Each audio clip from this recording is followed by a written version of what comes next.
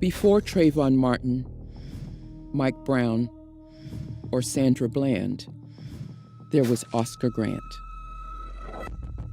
The current movement against police terror and for accountability and justice can trace its first iterations to this moment, when Oscar Grant was killed by a Bay Area rapid transit police officer on January 1st, 2009. Captured on numerous digital devices, Oscar's death would be the first murder prosecution of an on-duty Bay Area police officer. Before that would occur, however, Oscar would be murdered in the media and in the court system. It was a triple murder. No doubt, the murders of Oscar Grant tells this story.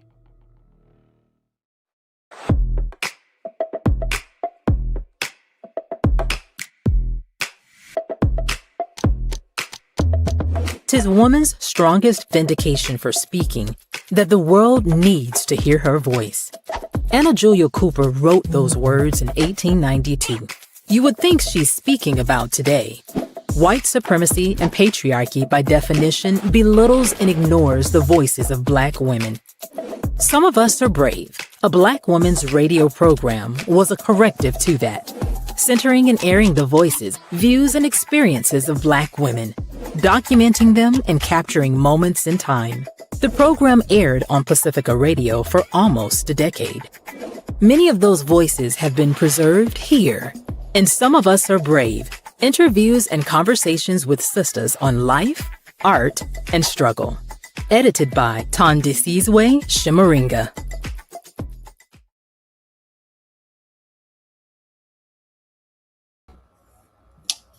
Greetings. Good afternoon, good evening. My name is Thandisizwe Chimurenga, and I am the host of Rootwork here on Black Liberation Media, coming to you from the void once again. I'm not coming from the void. I just got my camera off because y'all don't need to see everything I'm into over here. But I hope you are enjoying your Sunday afternoon, your Sunday evening. We are still in Black August. We are still studying and still struggling. And we are continuing with our readings from Stand Up, Struggle Forward by Sanyika Shakur, formerly known as Monster Kody, and The War Before by Safiya Bukhari. We've got today and next Sunday. We were doing these all throughout the month of August, Black August, every Sunday. Now, Black August, quote unquote, will be ending by next week, but we are going to continue what we have started. Black August is that time where we recommit. We should already be struggling. We should already be studying. We should already be engaged in collective study. But it don't start and end in Black August. We just recommit and redouble our efforts during Black August. So we're going to finish these works for however long it takes. I am committed to doing that. My commitment begins here in Black August. And besides, once we get into September, we can't ignore what September means coming out of Black August. September 9th, when the brothers of Attica prison rose up in revolt and stated that we are men, not beasts, and we refuse to be beaten and driven and such. And we must never, ever forget on September 14th, when the state of New York committed mass murdered 29 of those brothers and 10 of their own. We must never, ever forget, and we must always remember that the state, this system, this power structure, currently white supremacist, will never, ever hesitate to go through and destroy its own to get to me and you. We need to remember that, not just in August, but all year round. And we recommit ourselves to that struggle to not only raise awareness of the nature of this system, but to destroy it and replace it with something that is for humanity and for the planet. So I want to thank y'all for hanging out with me today to get our reading on. Is that Oil House? Hey, Oil House, how you doing? Hey, Brother Jamil, salam alaikum, how you doing? Greetings, greetings, snowman, peace to you.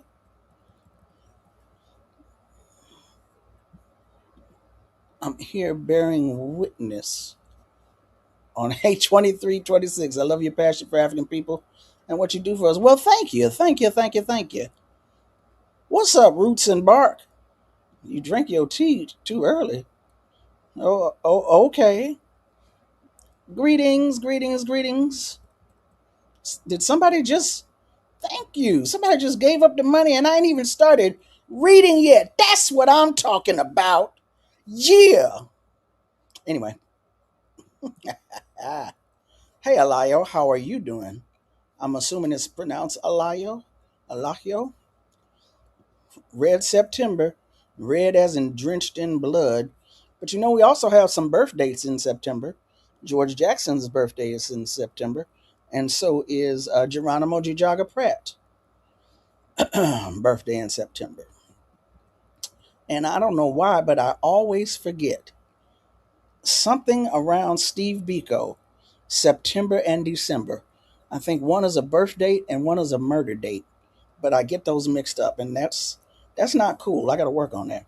Greetings, peace. Howdy, howdy. How you bees? Is this a rerun? Where are the messages coming from? They're coming from the void, i.e., my bedroom. You don't have to apologize for missing the last two shows live. We enjoy having y'all here in the live, mixing it up. But you can always, that's the beauty of this, always catch it on the rerun, what you have missed or what you may have missed. So don't apologize. It's all good. Uhuru. Hey, sis, how you bees? Greetings. Onk Uja Seneb. Now, you were supposed to remind me what Uja means. Ankh means life, Seneb means health.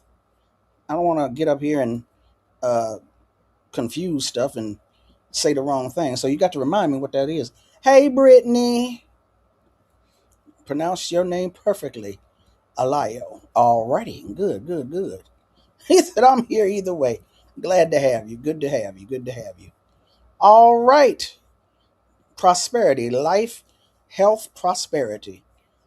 I know that's right. I need a little bit of prosperity. Well, maybe not a little bit, a lot of bit. Anyway.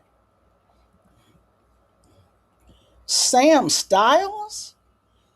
The Sam Styles of the film Black August? Sam Styles? How you bees? How you bees? Tell my sister girl I said, hey, glad to finally catch you live. Gonna be a good fellowship. Well, that's the plan. All right, now let's see here. I'm trying to acknowledge y'all. Let y'all know that I do see you.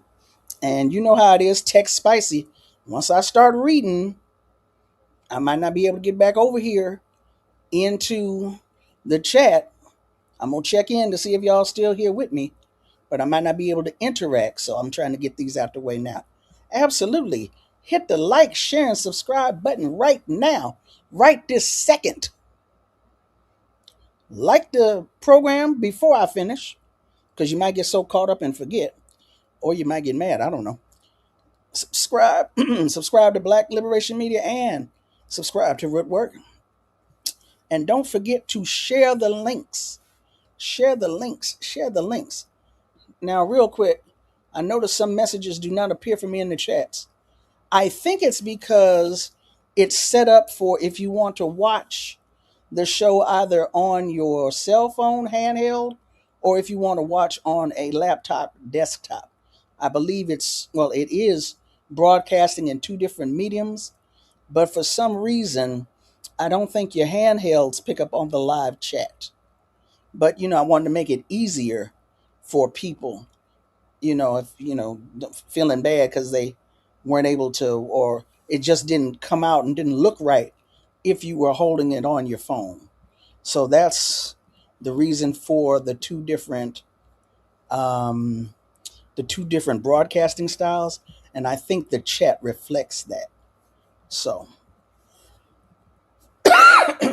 oh, you're on the laptop. Well, I don't know what to tell you. I told you I'm tech spicy. Hey, Jaman. All right, y'all, come on up in here. If I didn't get to you, my apologies. Apologize greatly for that.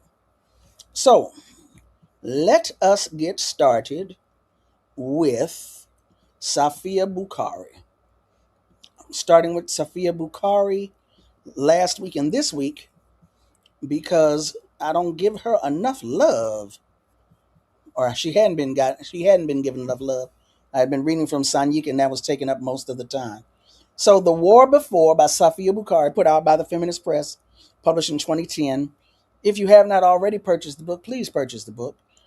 My understanding is there are free PDFs out there on the web, but as an independent author, I just played for you in the beginning the intro book trailers for two of my books. As an independent author, it would really help if you would buy our books. And you need to buy up physical copies of books anyway, because as I'm sure you already have heard, AI companies are buying up physical copies of books, training their models on them, then destroying the physical books. This might not be what we envisioned in terms of censorship and book burning, but it's the same thing. We will not be able to find some of these copies in the future unless you've actually got them. So buy the actual book, y'all. All right, that's enough of that commercial.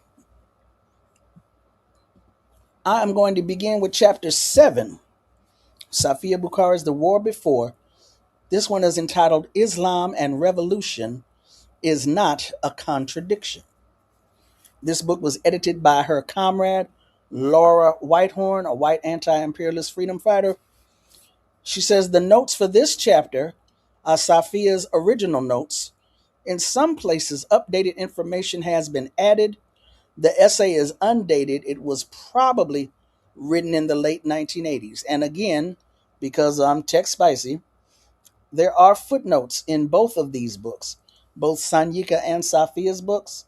But I am not trying to do all of that because I'll end up cutting off the broadcast. So get the book and you will be able to read the actual footnotes that they are referring to throughout these essays.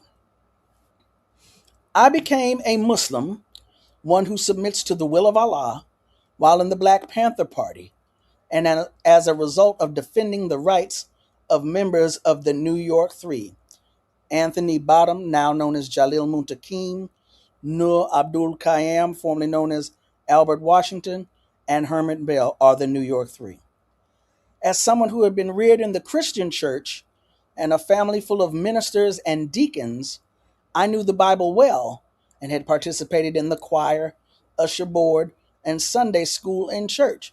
Damn, she sounded like she went to my church.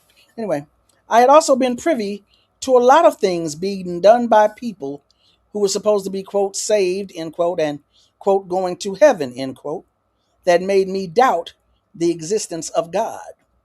I had decided that there could not be a God if these people were going to heaven and others weren't. It was Nur Qayyam, Albert Nur Washington, who inadvertently made me see things differently.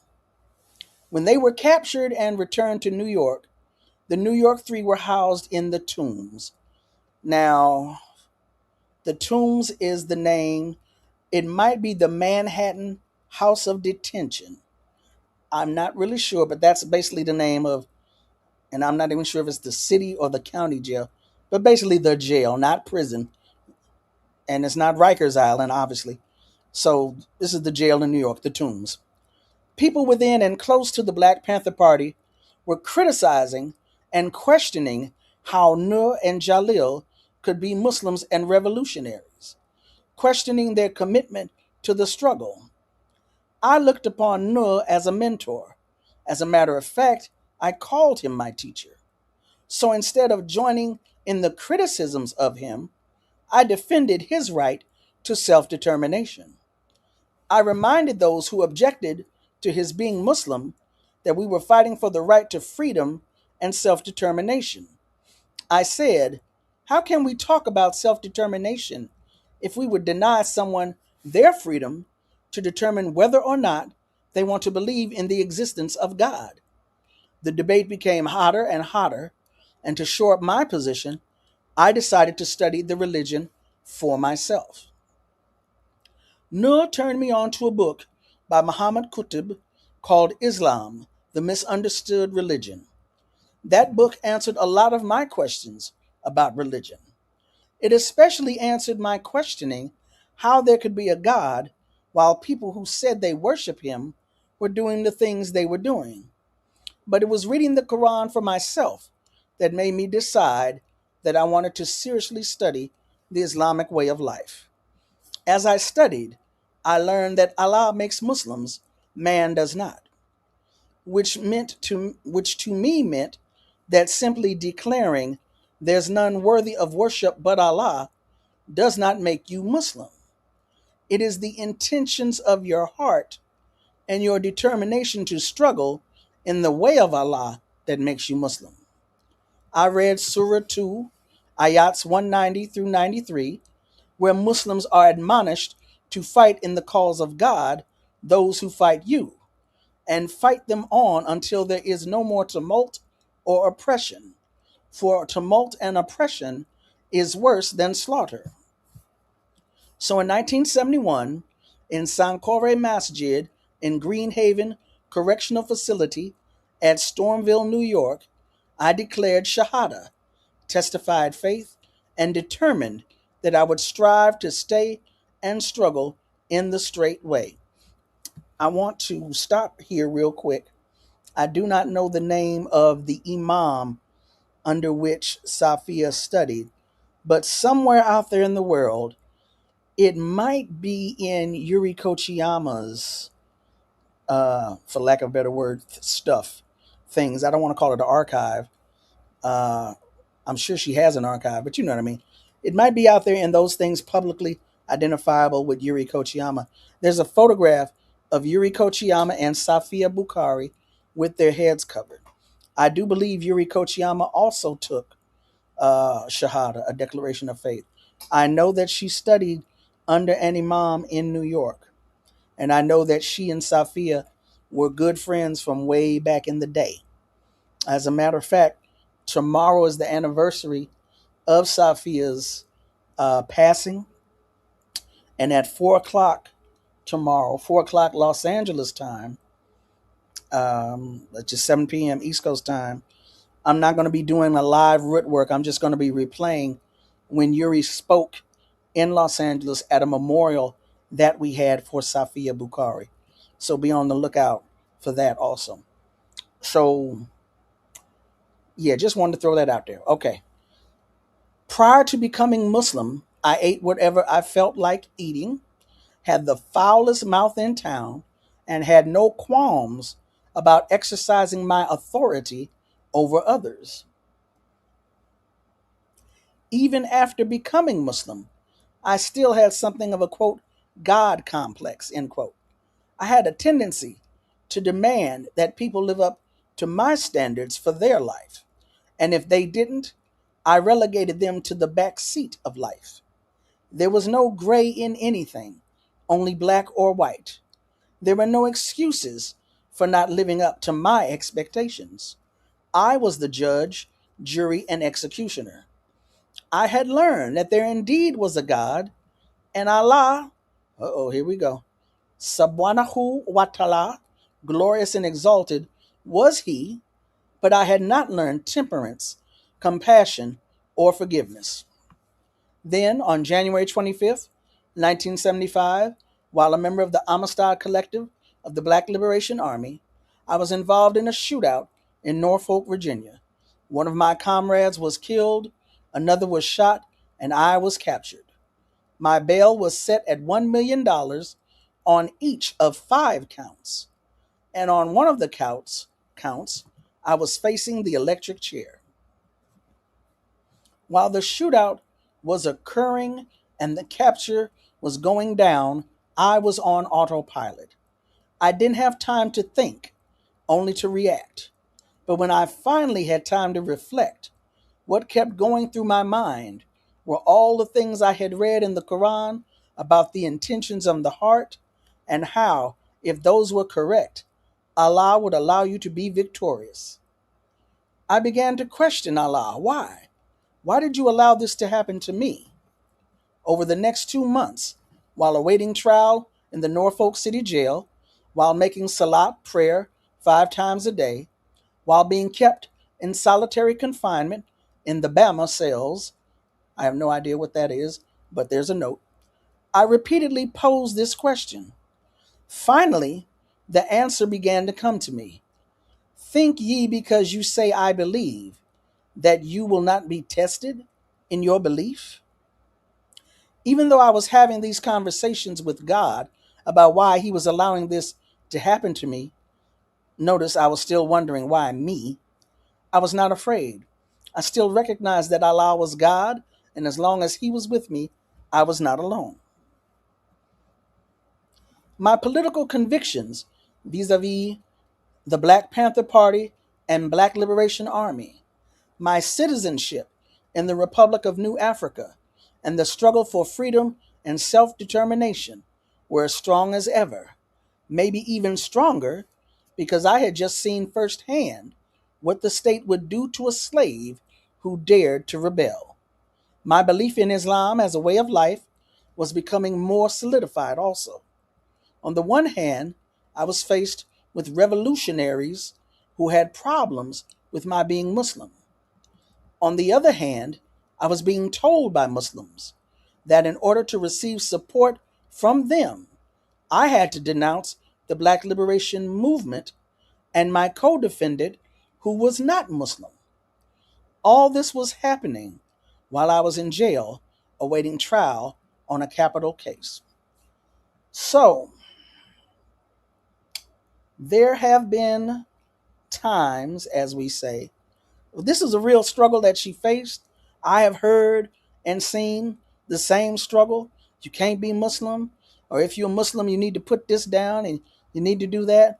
And of course, people bring up Malcolm's quote that we need to put religion in the closet because we only gonna argue about it. And some people interpret that as get rid of your religion. Malcolm didn't say get rid of it. He said put it in the closet. He did not say to get rid of it. He said put it in the closet. This is about Black liberation, which is why he founded 2 organizations, the Organization of Afro-American Unity and the Muslim Mosque Incorporated, one who wanted to express their Islam or find a way to express Islam in their lives, and the other for people who are about the business of Black liberation, Black unity. So there have been folks who have absolutely said, if you're a Muslim, you can't do X, Y, and Z. And what I like to tell people who are struggling with that, I like to tell them about Safiya Bukhari and Sekou Odinga and Mutulu Shakur. Muslims who absolutely were committed to Islam and had a love of and commitment to African people, that they would fight and die for African people. And just as a side note, when Safiya says that her co-defendant was not Muslim, she's talking about Brother Masai Ehihosi. At that time, Masai was not Muslim, but he became a Muslim and an imam, a Muslim leader later on. There I go, running my mouth again. I didn't denounce anything or anyone.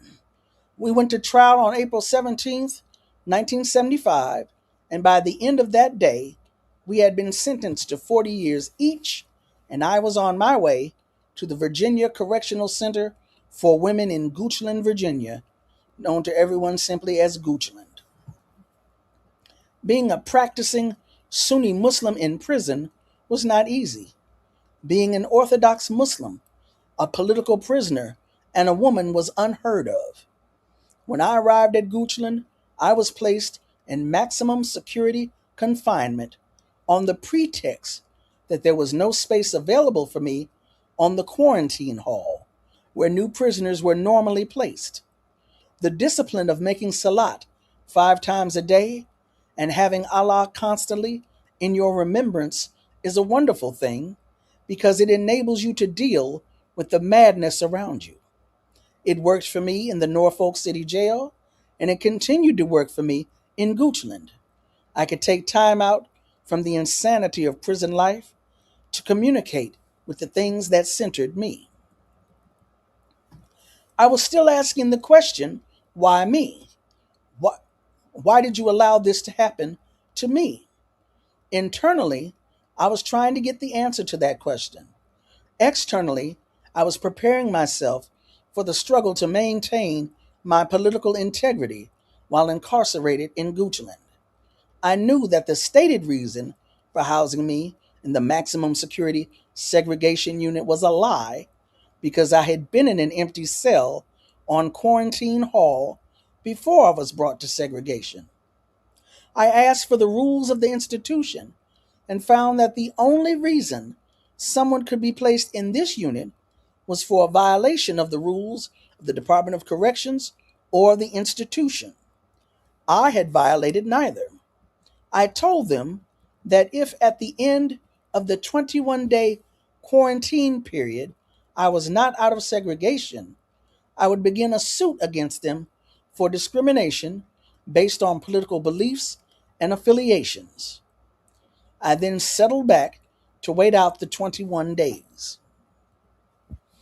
It was during the 21 days that my spiritual understanding began to kick in. One day the message came to me, quote, "Stand still and know that I am God," end quote. It kept reverberating through my head, quote, "I am omnipotent and omnipresent," end of quote. I didn't have books or anything else in my cell, so I had to wrestle with this on my own. This was strictly between me and Allah. I was reminded of the story of Saul on the road to Damascus when Allah knocked him to his knees and reminded him that he was God. I was reminded that I couldn't just declare there is no God but God and go on my merry way. That more is required of me. How y'all doing? How y'all doing? Y'all all right over there? Am I coming through? I don't see a whole lot in the chat. Y'all still with me? Somebody send me a black fist or a peace sign. Let me know. Is it still working? What is that? Done and none. What are you doing? Hey, Amel Carr, the one that be talking slick and greasy. I'm just messing with you. I'm just messing with you. Amel Carr. Amel Carr is a wonderful human being. Don't y'all be trying to start no mess now. All right. I see that y'all still with me. Over the next 2 years, both my political and my spiritual beliefs were to be tried by fire. In addition to being in prison with a 40-year sentence, I was also in constant pain from fibroid tumors. During my sojourn in the city jail awaiting trial, I had repeatedly been denied medical care. I had been told that I would be taken care of when I arrived in the state system. During my initial examination upon arrival, a doctor told me the tumors were the size of oranges and asked me how long my sentence was. I told him 40 years. He told me to come back to see him in 10, which is outrageous. I talked, if not last week, the week before, about Safiya and fibroid tumors and how I did not know at the time that that's the reason why she had escaped from prison, was to seek health care from because she would be bleeding so excessively during her menstrual cycle. A doctor telling you to come back in 10 years is outrageous and unacceptable, but it's acceptable in these prisons. Anyway, I had learned to incorporate Allah into every facet of my life, so I turned to Allah for guidance on this. My answer was, quote, "You go as far as you can in fighting this battle for medical treatment, and I will handle the rest," end of quote. So I followed the prison's rules. I filed a grievance. In response, I was told that the lack of medical treatment constituted a difference of opinion between myself and the doctor on whether treatment was needed at this point. Got to jump in here again. This is an example from prison, but of course, thanks to social media, we have everything is more amplified now. We're in corners where we hadn't been before. Things have been brought to light and been amplified more than they had before. The discussion around whether or not black women are believed, or black people in general, but when black women are believed, when we say to doctors what is going on with us, I've seen more and more discussion of that in the last 5 to 10 years than I've ever heard in my life. This ain't new. If you remember reading Asada's book, they told her if you feel something when you go to the bathroom and look in the toilet, it might be your baby, because she was pregnant when she was in prison. This ain't new, but it is magnified and amplified for women in prison. I filed a grievance. In response, I was told that the lack of medical treatment constituted a difference of opinion between myself and the doctor on whether treatment was needed at this point.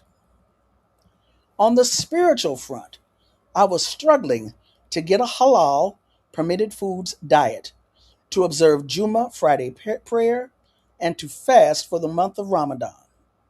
There were women in the institution who considered themselves Muslims but had never observed Ramadan because they were followers of the Nation of Islam. They also did not observe Juma or a halal diet. They also, for the most part, practiced homosexuality. What was I to do in this situation? Maintain the deen, Islamic way of life? Judge not the workings of others, but pull their coattail to what Allah says in Al-Kitab, scripture, and maintain the deen. Allah alone makes Muslims. I informed the institution of the requirements in practicing Islam, and I continue to do what was required of me. Here's another side note for you. Just as there have been some people in the Black liberation movement who said, hey, you can't be a Muslim, or you can't be spiritual, or you can't be in a religion and be part of Black liberation. And just like you have Muslims who say, hey, you can't be Muslim and be part of Black liberation, there are Muslims who say that the Nation of Islam are not real Muslims and that is not real Islam. That is not my struggle. That is not my fight. There are others who bear the scars of those battles and who are more equipped than I am to fight it. Moving right along.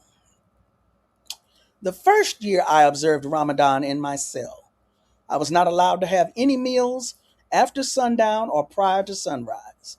I purchased necessities from the commissary, and as the women in the institution observed my practice, they began to make things available to me.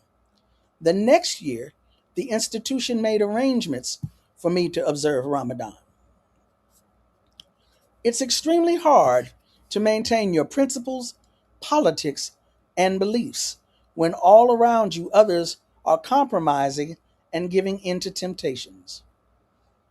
I watched as women who came into the institution at the same time I did, who had never been involved in relationships with women before, began to get involved. I too might have succumbed if it had not been for the mercy of Allah. I don't know what that means, mercy. Anyway, one of the things that hit me strongest when I submitted myself to the will of Allah was the knowledge that Allah is all-knowing, omnipotent, and omnipresent. Those were not just words for me, not just ritualistic sayings. It was and is a belief that is part of my core. I'm saying this because knowing that Allah is already aware of what transpired inside Goochland while I was incarcerated there. There is no need for me to lie to you. I forged friendships while I was there.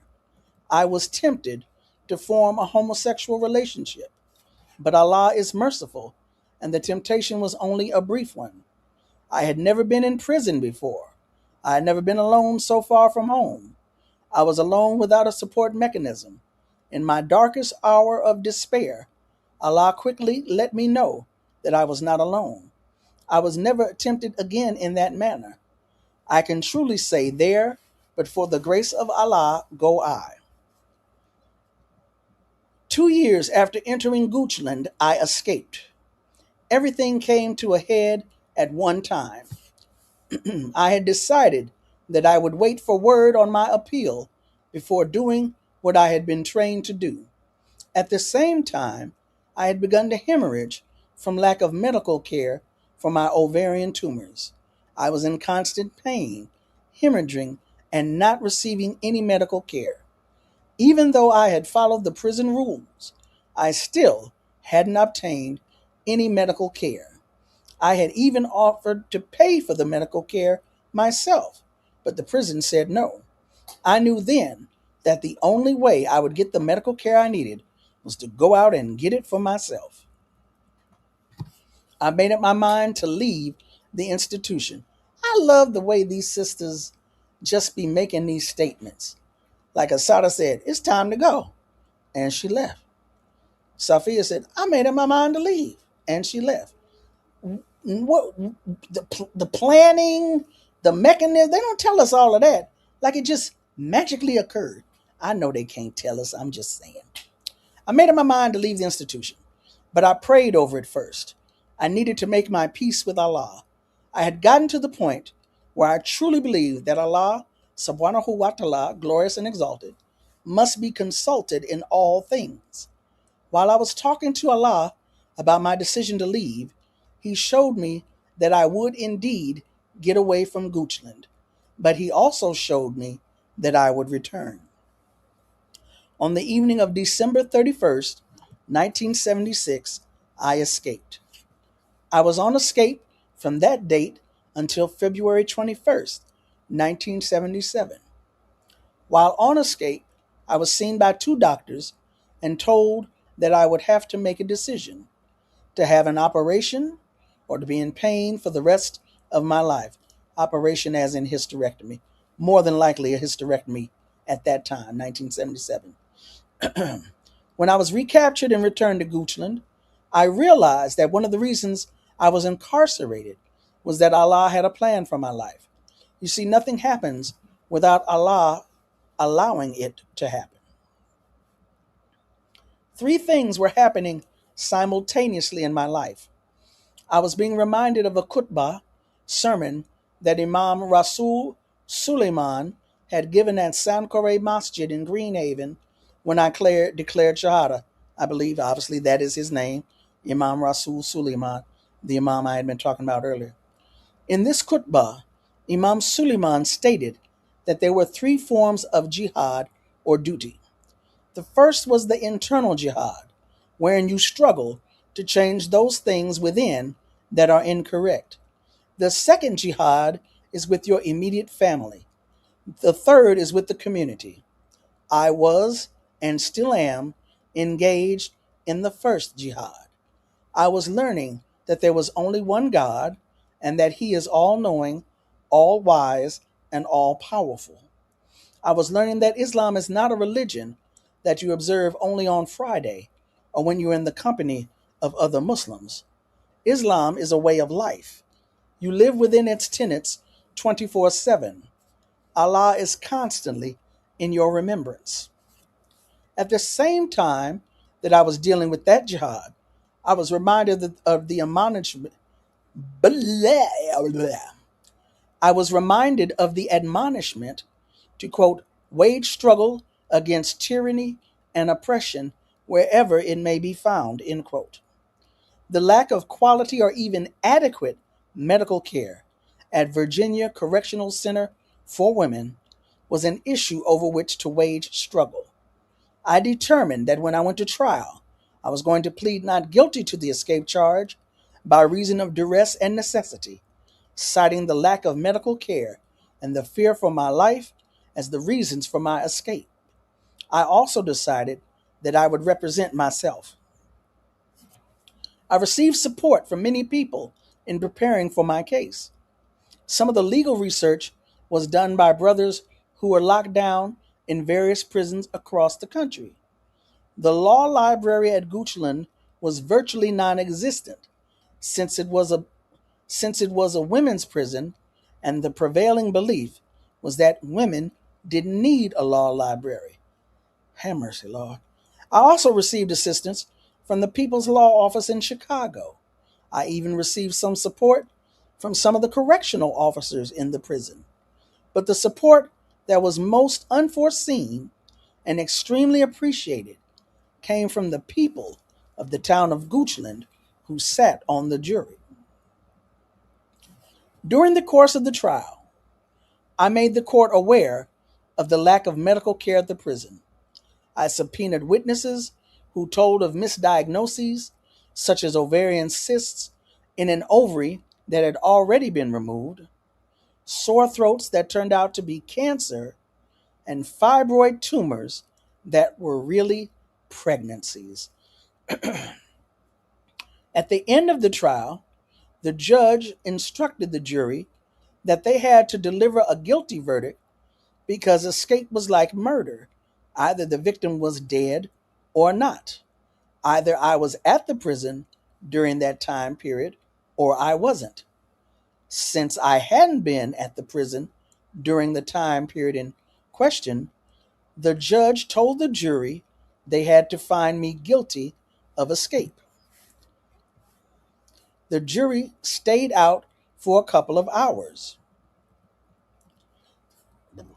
Then the judge called them back and told them that if they didn't find me guilty, he would hold them in contempt of court. What does that sound like to y'all?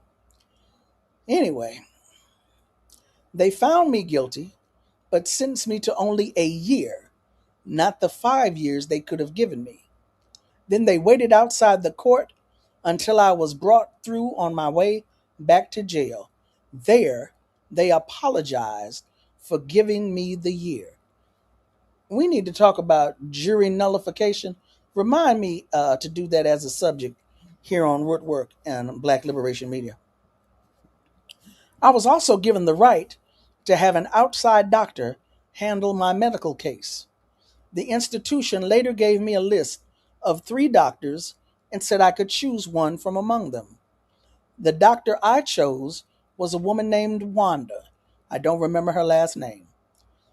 She was on staff at the Medical College of Virginia in Richmond. I'd had a male physician who related to the women in prison as little more than animals, or as a means of obtaining a paycheck without having to be competent at what he did. Sounds familiar? I felt that I stood a better chance at receiving understanding and compassion with a female doctor at this point, largely because of the nature of my medical problem. As I said earlier, Allah was constantly with me throughout this process. I know this because when I finally had to undergo surgery to remove the tumors, I almost died. Allah stepped in and stayed death's hand. Here's what happened. I had just been sedated in preparation for surgery. I was strapped to a gurney and the anesthesia was taking effect. I started choking on my saliva, but no one was paying attention. I tried to call out, but no one heard. I tried to signal and could not get anyone's attention. Then, from somewhere in the depth of my being, Allah gave me the strength to rise up against the straps that were holding me down. When the attendants saw what was going on, they rushed over and assisted me. I spent more than 9 hours in surgery. Later, when I came to, Wanda was still there, waiting to talk with me. I had asked her, before I went into surgery, to do what she could to save as much as possible. I wanted to have more children. When I awoke, she told me that the internal situation was so damaged that the only thing she could save was one ovary. I couldn't help but believe that if I had been given the medical treatment I needed in a timely fashion, this could have been avoided. But I was thankful for Wanda's ability to save the one ovary. There was one more thing I had to learn as a Muslim and as a revolutionary. From the day I became Muslim, I had been told about shirk, the assigning of partners to Allah, also known as polytheism. There is no greater sin than shirk, believing that there is someone or something more worthy of worship or fear than Allah. I thought I had that one down pat. I knew that there was no other God but the one God, Inshallah, illallah, illallah. I bear witness that there is nobody worthy of worship or of fear but Allah. The problem was that I also had an overwhelming fear, an uncontrollable and irrational fear. This fear superseded and overshadowed even my faith in Allah. What could that be, you ask? I was scared beyond reason of snakes. I keep going back to my capture in Norfolk and the things that went through my mind then. I knew I was facing the death penalty. For 30 days, this hung over my head. That didn't worry me. I was alone in a hostile environment. That didn't worry me. What worried me was how I would handle it if they attempted to use my fear of snakes to obtain information about my comrades and activities in the Black Panther Party or Black Liberation Army. I didn't know how I would stand up to that kind of interrogation. I knew how real my fear was. Was that, was it Animal Farm? See, y'all got to forgive me. I'm the memory. It was, what's the guy's name who, I don't even remember the guy's name who wrote Animal Farm. Lord have mercy, my memory. Anyway, what's the book and the guy who wrote it? Whatever that, there's a room that they take you to. And what's in the room is your biggest fear. So if your fear is snakes, it's a snake in that room. If your fear is water, it's a pool in the room. Y'all know what I'm talking about. Help a sister out. Anyway, I never thought about that kind of fear being shirk. I had never actually come face to face with a live snake before. I had seen pictures of snakes in books and had nightmares. I had seen pictures of snakes on television and had nightmares. I had even heard my mother and grandparents talk about snakes and had nightmares. My fear was all consuming. Prior to my arrest, I had seen the movie Thomasina and Bushrod. One scene in that picture showed one of the co-conspirators being dangled over a hole full of snakes to induce him to give information to help capture two black bank robbers. After he gave the information, he was still dropped into the hole with the snakes. I can still hear his screams. This movie made my fear even more real. After I was brought back from escape, I was again taken to the maximum security unit at the prison and placed in isolation. I was kept in this building in isolation and segregation for 3 years and 7 months. During this time, I went from my cell to the showers, my cell to the recreation area, either downstairs or in a room on the same floor, and in the last months, from my cell to another room on the same floor to work. One day, when they had taken me out of my cell for an hour of exercise, they took me downstairs. A metal door was locked behind you as you went through each section of the building. As we approached the area leading to the downstairs recreation area, I looked into the rec room. Under the television stand, I saw something coiled and black, with its tongue flicking in and out. I had no conscious thought and performed no conscious act. I reacted totally on instinct. I began screaming and running for the door. When I reached the door, it was locked. There was no way to get out.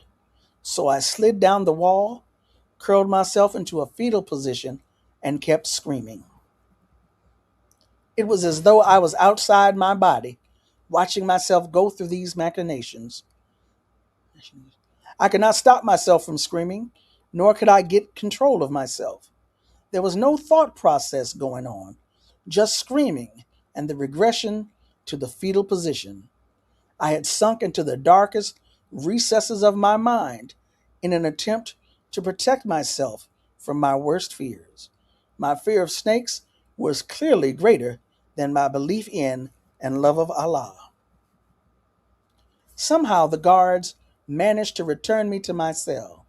I don't know how they dealt with the snake. When I had finally managed to calm down and was myself again, I knew that I had to confront my fear. The institution was not going to do it for me. No one was going to guarantee that I wouldn't have to confront a snake again in life. The only positive thing about this experience was that I learned that they could not use the threat of exposure to snakes to gain information from me. This confrontation had made me know that my reaction would be so elemental that there was no way anyone could use it to extract information. The other problem for me was much greater.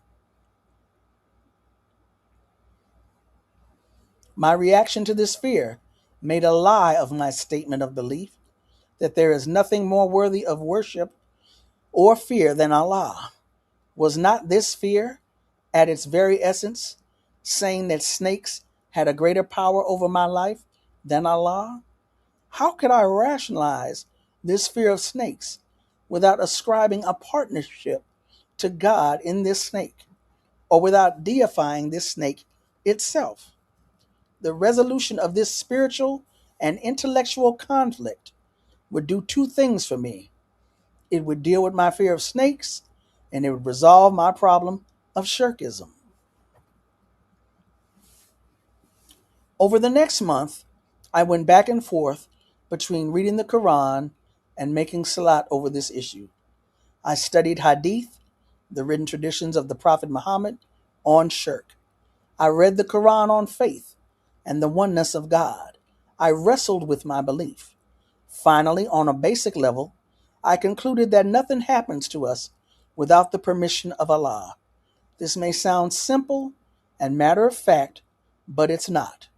There was an entire analysis and process I went through before this became real to me. For me, as a revolutionary, death was something I lived with daily and constantly. I enunciated clearly the concept that, quote, wherever death may surprise us, it will be welcome as long as this, our battle cry, reach some receptive ear and another hand reach out to intone our funeral dirge with the staccato of machine gun fire and new cries of battle and victory, end quote. In dealing with the government of the United States of America, I was very clear that they were just men and women, while Allah was God. Him alone should I fear. Then I thought about my reaction to the snake.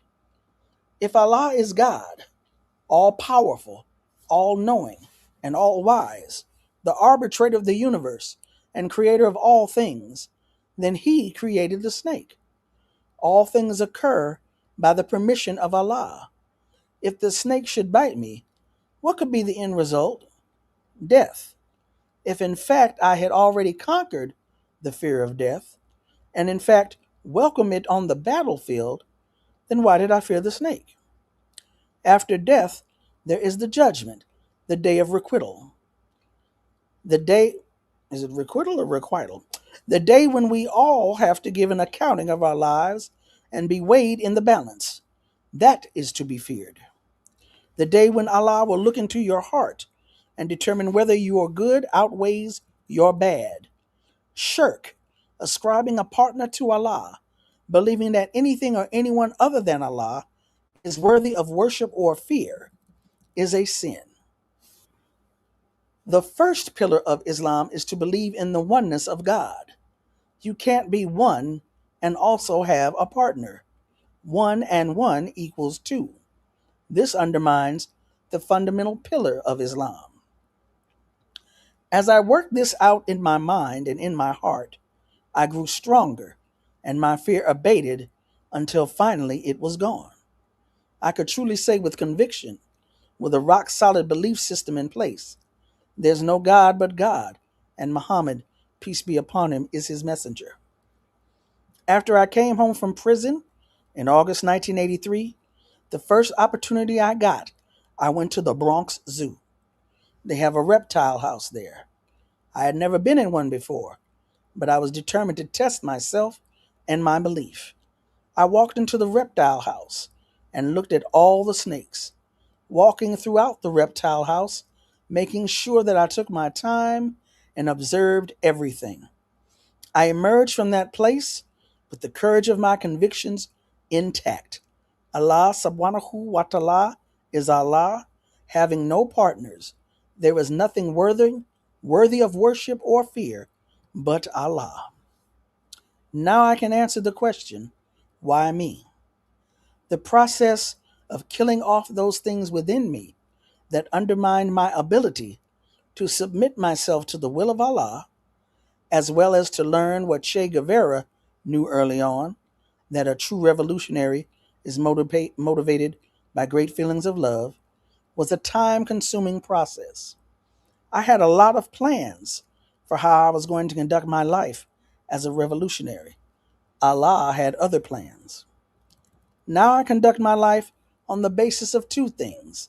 I follow the dictates of my conscience. I remember Allah in all things. If a thing is at war with my conscience, I don't do it. If it does not fall within the dictates of the Sunnah or Islamic custom, I don't do it. Then I remember the admonishments of Allah. It is incumbent upon Muslims to wage struggle against tyranny and oppression wherever it may be found, and fight in the way of Allah until tyranny and oppression is no more. End of the chapter, and those are the notes to the chapter.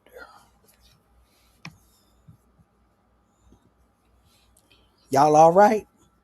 Y'all okay? Y'all good? Now, I wanted to say something real quick. The editor, Laura Whitehorn, thinks that this essay may have originally been written in the 80s. It's undated. And her Safiya's comments about homosexuality, as you can tell, even that language, the more popular term is same sex, right? So this was written at a particular time. What I want to say is this: it is important and incumbent that we do not throw people away because we do not agree with one or two things that they have said. I don't know of any discrimination Safiya engaged in against people who are gay or lesbian or have same-sex relationships. So, saying and doing are two different things. Saying things that people might consider harmful, doing things that people might consider harmful. Again, I don't know if she actually committed any actions that people would consider to be harmful. But I think it is imperative that as we learn about certain pillars of our struggle, heroes and sheroes, if you will, we study their mistakes, study their victories, study and learn and understand their analyses, the context in which they lived, died, struggled, etc. It is important that when we see things or come across things that we do not agree with, that we think might be principled and unprincipled and flawed, that we do not throw away the entire person. That is our charge, not to throw away the entire person. Because, some folk gonna feel a certain kind of way about what she said. Some folk feel a certain kind of way about the fact that she was even Muslim. There are different branches of Islam. She talked about the friction between those in the Nation of Islam, and she was Sunni Muslim. There are people who are Shia Muslim. And as a matter of fact, one of my spiritual teachers, who was not Muslim, African traditional spiritualism, He was someone, Metahochi Zanu, someone who studied all religions. It was he who taught me about the Muslims of Senegal, who do not pray to the east, to the Kaaba. They pray to and give homage to Sheikh, I think his name is Amadou Bamba, one of the Muslims who rose up against French colonialism in Senegal. And it is also Senegalese Muslims who live side by side with those folks who practice African traditional spirituality in terms of the Indep system. So, as Malcolm said, you put the religion in the closet, but you don't put it down altogether. It is a part of the human experience. It is a part of who we are. We're not going to cut off the part of who we are as we struggle not only to just be human, but to be free from oppression. If you are Muslim, join the struggle for liberation. If you are Jewish, join the struggle for liberation. If you practice African traditional spirituality, join the struggle for liberation. As I talked about in one of the Rootworks I did last year, the year before, a brother made a comment. He said half of the BLA was either Muslim or Yoruba, talking about African spiritual systems. So there is no this chapter was entitled "There's No Contradiction in Being Muslim and Being Struggling for Black Liberation." There should be no contradiction in struggling for liberation, unless, of course, you are following a colonized version of somebody's spiritual system. Oh, I see in it George Orwell. Yeah, that's who I was. How did I forget his name, George Orwell? Ooh, the amnesia is deep with this one. But at any rate, before I start doing too much rambling, it's like 80 comments over here. I can't get to all y'all comments. I hope y'all are working together because I can't do it. Y'all help each other out in the chats. Except for this one right here. You're afraid of money. Listen, a lot of people are afraid of money for the wrong reason. A lot of revolutionaries are afraid of money because they don't want to be turned into that thing which we hate, that thing which we are fighting. But we have to fund the revolution. 1984, room 101. Thank you. I knew something. And why would I call it Animal Farm? That's crazy. All right.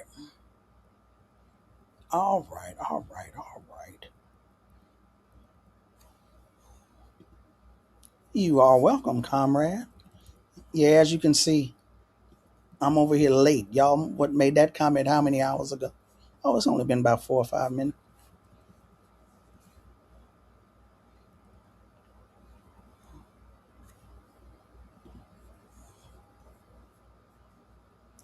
We have to be clear about all of our privileges, even as the marginalized people. We all have room to grow, absolutely. And this applies to those of us who are triple binded. Yes. Let's see. Not afraid of money. Just believe in black cooperative economics. Gregory Jones. Religion is the deification of a culture. Ashe, ashe, ashe. Whose culture is being deified? Whose culture is the standard bearer? But I don't want to get all into that right now. I'm just saying, I am glad that this sister was on our side. I am glad she was on our side and not fighting against us. So, I am about to go get me a drink, juice without gin, because y'all don't need to hear me swigging. And I will be right back, all right? Let's take a quick 2-minute break, and we are going to go into the next chapter of Sanyika, because instead of doing 2 chapters of Safiya today and 2 chapters of Sanyika, we're going to get into this next chapter and hopefully spend a little time there. But give me a break. Let me go take a swig real quick. Be right back.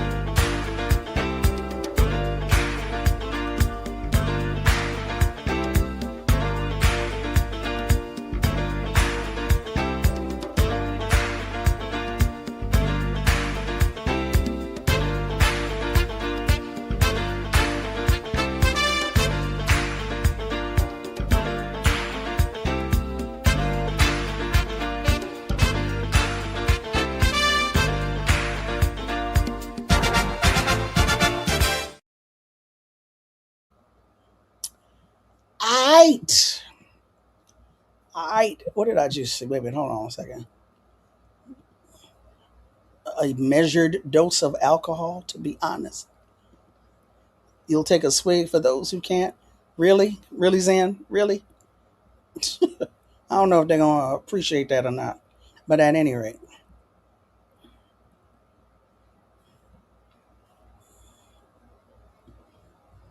I want to mention here in Stone, Virginia, I've been reading Stand Up on the Street. Really? Uh-huh. Okay. Okay, don't y'all start arguing over black buying power. Anyway.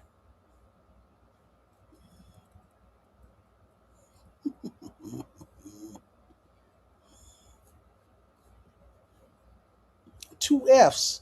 How you been? Ain't seen you in a minute. We seem to have forgotten everything we learned about revolution. It's about the people. Ashe. Ashe. Oh.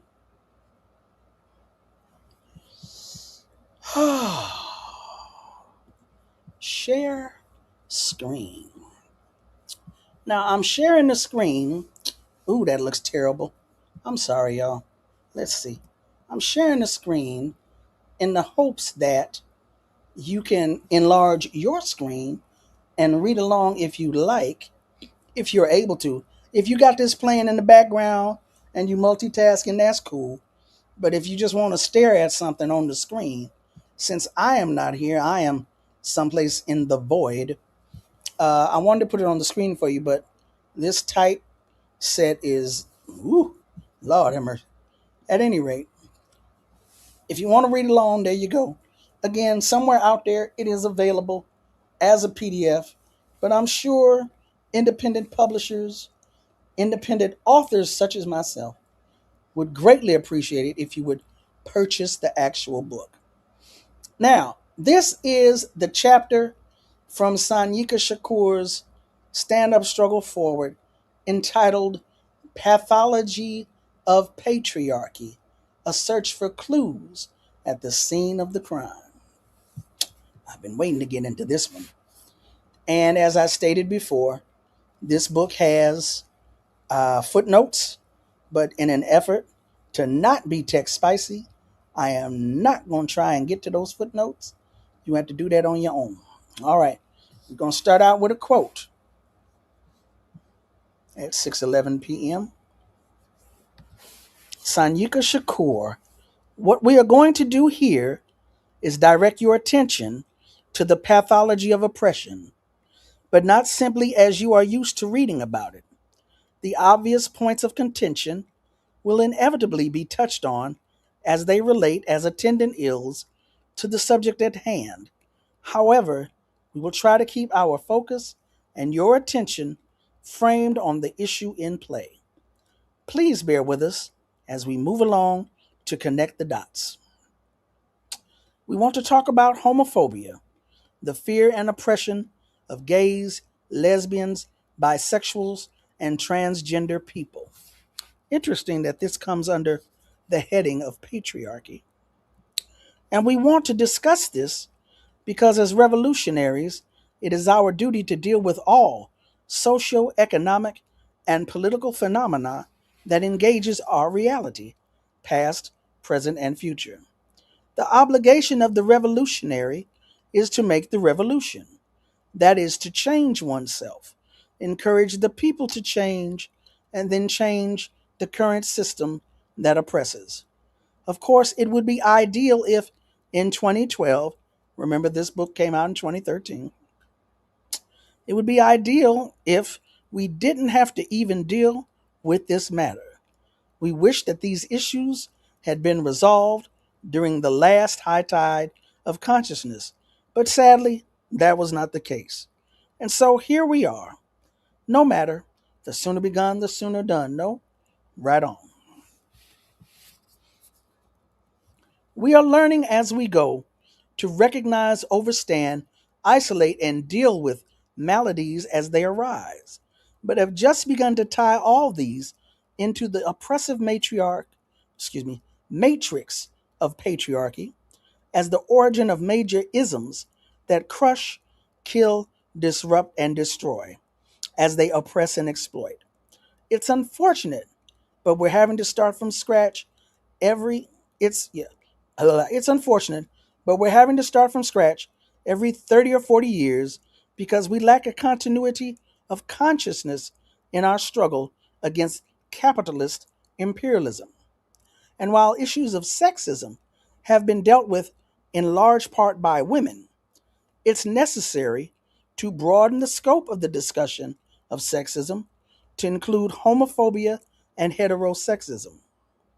We are not in any way claiming to be experts on this issue. We are studying and struggling around the same things that most revolutionaries are, which is to say, we are looking for clues at the scene of the crime, trying to connect the dots as they relate to individual, national, and global oppression. We are, in essence, looking for ways to get free and stay free.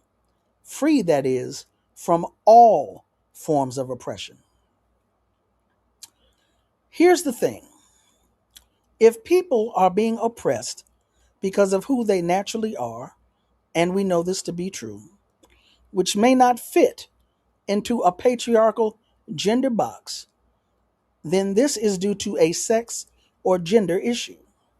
So we feel this still covers sexism. In other words, that patriarchy, male dominated systems of oppression, create categories for people to fit into in order to exploit and oppress. Therefore, so called genders then become classes. A class of men, the dominant, masculine, violent, God, father, king, president, boss, etc., and a class of women, the dominated, feminine, passive, Holy Ghost, homemaker, whore, etc. Oppression by sex is the oldest form of oppression on the planet, older than institutionalized theocracies like Judaism, Christianity, and Islam. Theocratic regimes institutionalize male dominant systems of oppression through laws, state bureaucracies, and social relations. In fact, men deal with women and children as they did livestock. Quote, nowhere is patriarchy's iron fist as naked as in the oppression of animals, which serves as the model and training ground for all other forms of oppression. Mm. Pathological progression of patriarchy. P3, or three Ps. Why is it necessary to speak about patriarchy if we are discussing homophobia? And why begin with the oppression of women and children if this is about oppression of gender outlaws? Well, what we have to do is a bit of excavation, some radical anthropology, if you will, because the fact of the matter is, we know that things don't fall from the sky or magically appear out of thin air. That's like his favorite saying, things don't fall from the sky. We are looking for connections, contradictions, and from these, we'll be rewarded with the truth of origins and the internal dynamics in the life process of the thing. The quote, thing, unquote, in this particular study is oppression as manifested through the system of patriarchy, which we contend is the origin of a vast array of other forms of oppression, which is precisely why we brought in the domestication of animals. We are learning that the same techniques used to domesticate animals were also used in the colonization of women and children and eventually every culture they encountered. Breeding, birth control, castration, segregation, exploitation, and mass murder were methods learned first on animals and then on humans.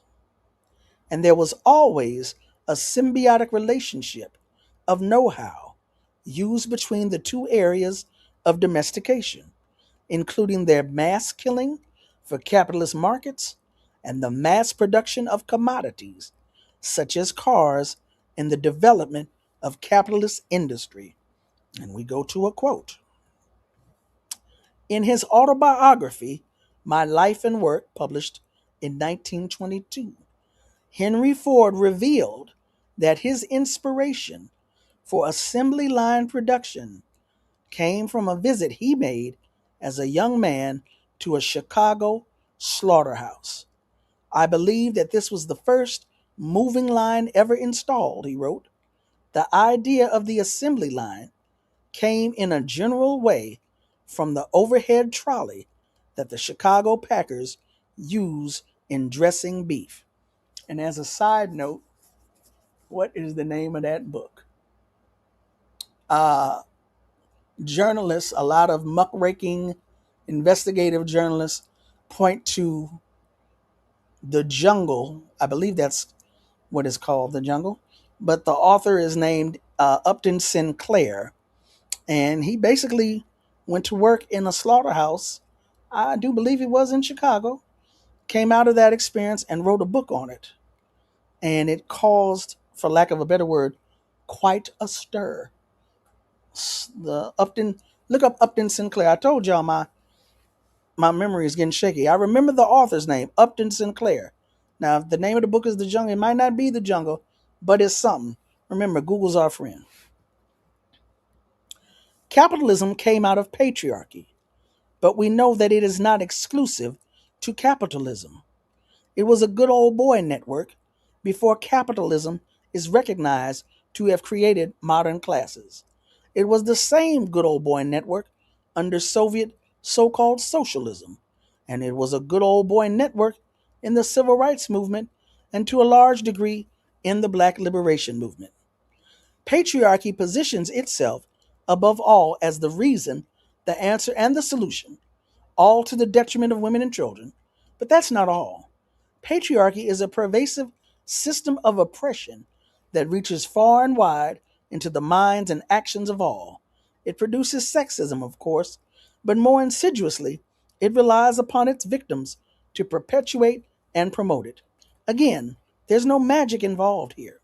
These things are knowable, and it follows that if we can identify, expose, and challenge these things, we can defeat them or be defeated. And should we do nothing, this will most certainly ensure that things get worse. Oftentimes, we miss the boat on understanding the subtle ways we go about reinforcing patriarchal relationships in our daily lives because domination is but one aspect of patriarchy. That's just the obvious aspect of it. You know, like when conquistadors pushed up in the Inca Empire or the English vamped on India. The domination was obvious. But then came the missionaries, the laws, the state, the colonial culture. These caused the second corresponding aspect of patriarchy, dependency. The colonized were made to feel that they'd been chosen as subjects for a great, all encompassing civilizational leap forward, that the invaders were sent by the Great Father in the sky, who'd sent word to the king, who in turn instructed the invaders to save the heathens from their wretched selves, bring them into the modern world by dint of cannon and bayonet if necessary. Quote, Aristotle maintained that man's domination over animals extended to slaves and women as well, another view that mirrored the political reality of the day, since human slavery and subordination of women were the norm in ancient Greece. In his Politics, Aristotle wrote that such, quote, uncivilized, end quote, people as the neighboring Achaeans, I'm not sure of that word, I'm not familiar with. I'm going to say the Achaeans and the Thracians, I am familiar with that one, quote, are slaves by nature, as the body is to the soul, or as beasts are to men, end quote. Aristotle believed it was as permissible to enslave people who did not possess reason as it was to enslave the common and, for the most part, live at random. Or live at random. Legitimized through longevity.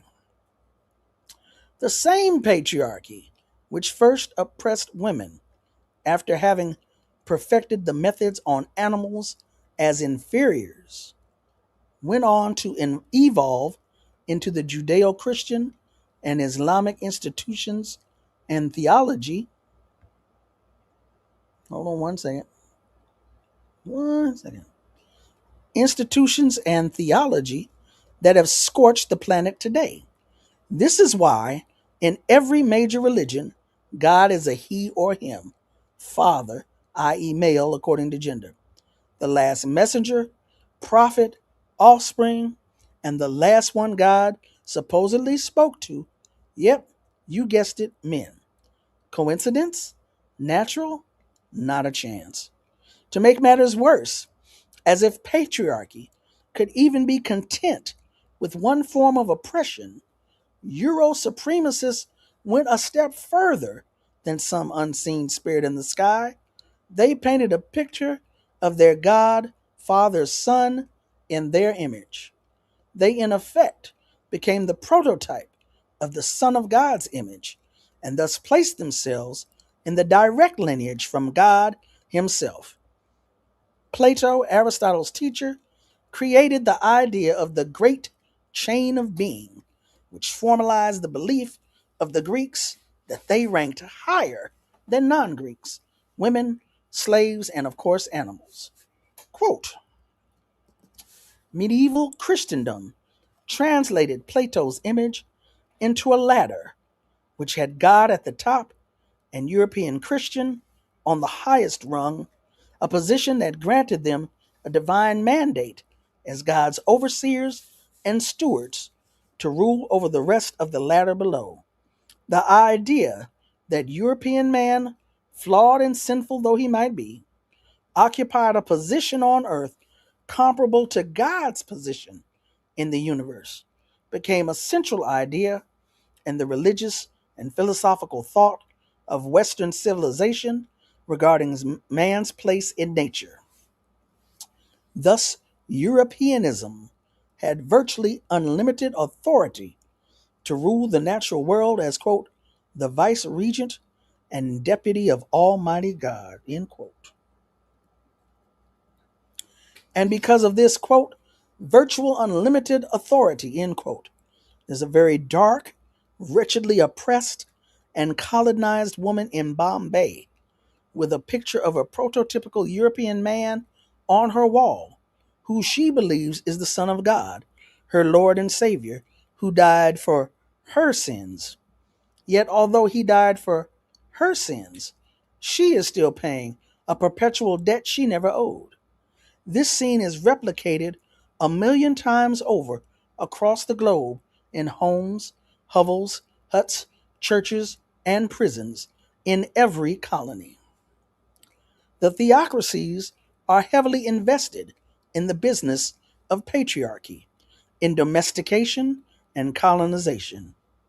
And the colonial subjects respond with fealty and dependency. Women tell their sons to, quote, be the man of the house, end quote. Men tell their wives to, quote, stay in a woman's place, end quote. Men who show emotions are said to be, quote, acting like little girls, end quote. Women who exert themselves as humans are called dykes and bulldaggers or butch. Violence is masculinized and passivity is feminized.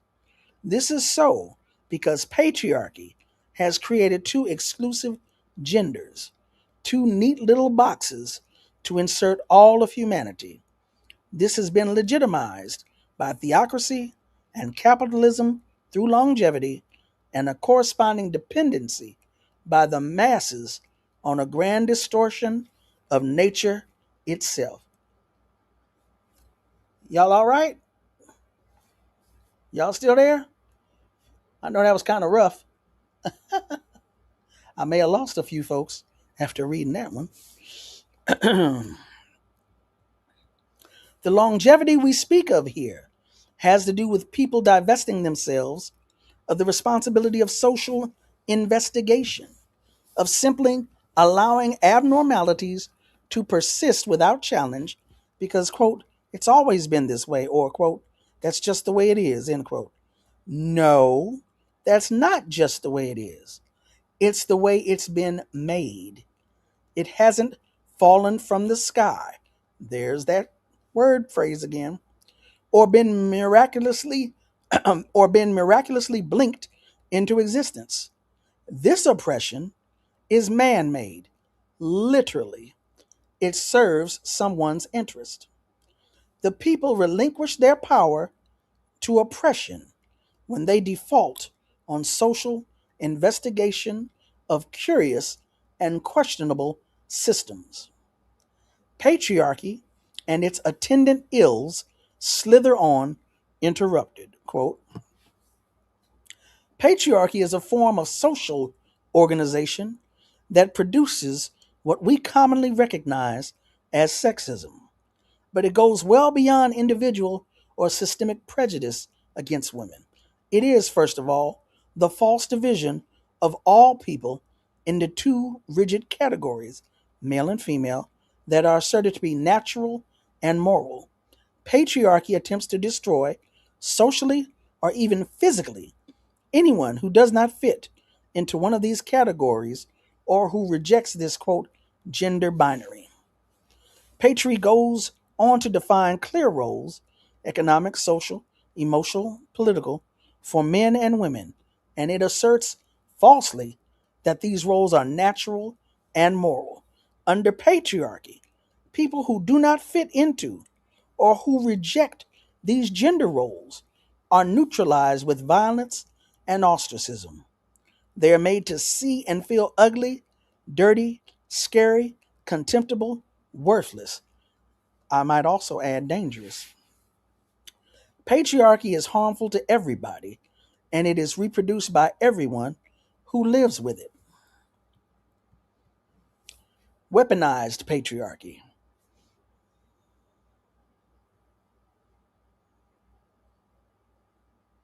Just checking, just checking, just checking.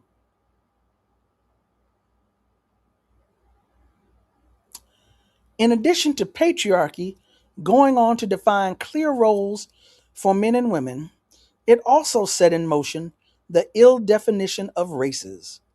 In creating itself first as a class of men to domesticate and rule over animals, women, and children, it was a logical progression of patriarchy to define,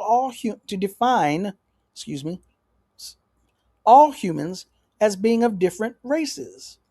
For a plurality of races made it that much easier to justify, implement, and sustain Plato's earlier design of the great chain of being. Because patriarchy is necessarily hierarchical, it was but a short trip to the lunatic fringe of racism, though actually it was really Euro supremacy. To call it racism would, in essence, subtly reinforce the false social construct of a plurality of races on the planet, when of course this is not true. So we'll call it what it is, Euro supremacy, and Euro supremacy is also Eurocentricity.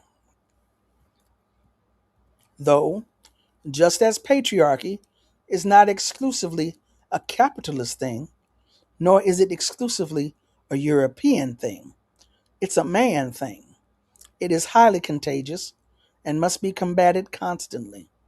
It fastens a sense of entitlement that lends itself to taking liberties with other people's lives and existence based solely on what is perceived to be difference. We focus our attention on Euro supremacy as an attendant ill or side effect of patriarchy because it was them, English, French, Spaniards, Portuguese, Dutch, Belgians, etc., who weaponized paternal relations in myriad conquests across the globe. He says glove, but I'm sure he meant globe. It was the British Empire upon whom it was said the sun never set. In other words, its domination was global, and it is a fact that 99% of the borders between countries, nations, and states were drawn by European colonialism. What made Europatriarchy weaponized, aside from the obvious, was that it created not only races of others, but made itself a race, a white race, sitting atop the global food chain, the great chain of being, doing their father's work on earth. Whites' polar opposite became, of course, the blacks. Africans were made into the black race. Asians became yellow, and North American indigenous nations became red. Having already had a few centuries of practice domesticating animals, women, and children in Europe, it was but a small tactical adjustment to train their cutlasses, ropes, and cannons onto the colored people they encountered. The pivot was such that it needed only to hoist the same inferior attributes it used against its own people onto the indigenous cultures it smothered. Everyone was demonized and maligned as subhuman, animalistic, heathen, and in need of either elimination, colonization, or paternalism, genocide, oppression, or protection, i.e., dependency. In any event, all encountered cultures had to come under the influence of Eurocentric patriarchy, which is to say, the culture of the invaders, the crown, the religion, the laws. Social conditioning and gender placement was, in essence, the first human test run, the forerunner to genetic engineering. Grand patriarchy.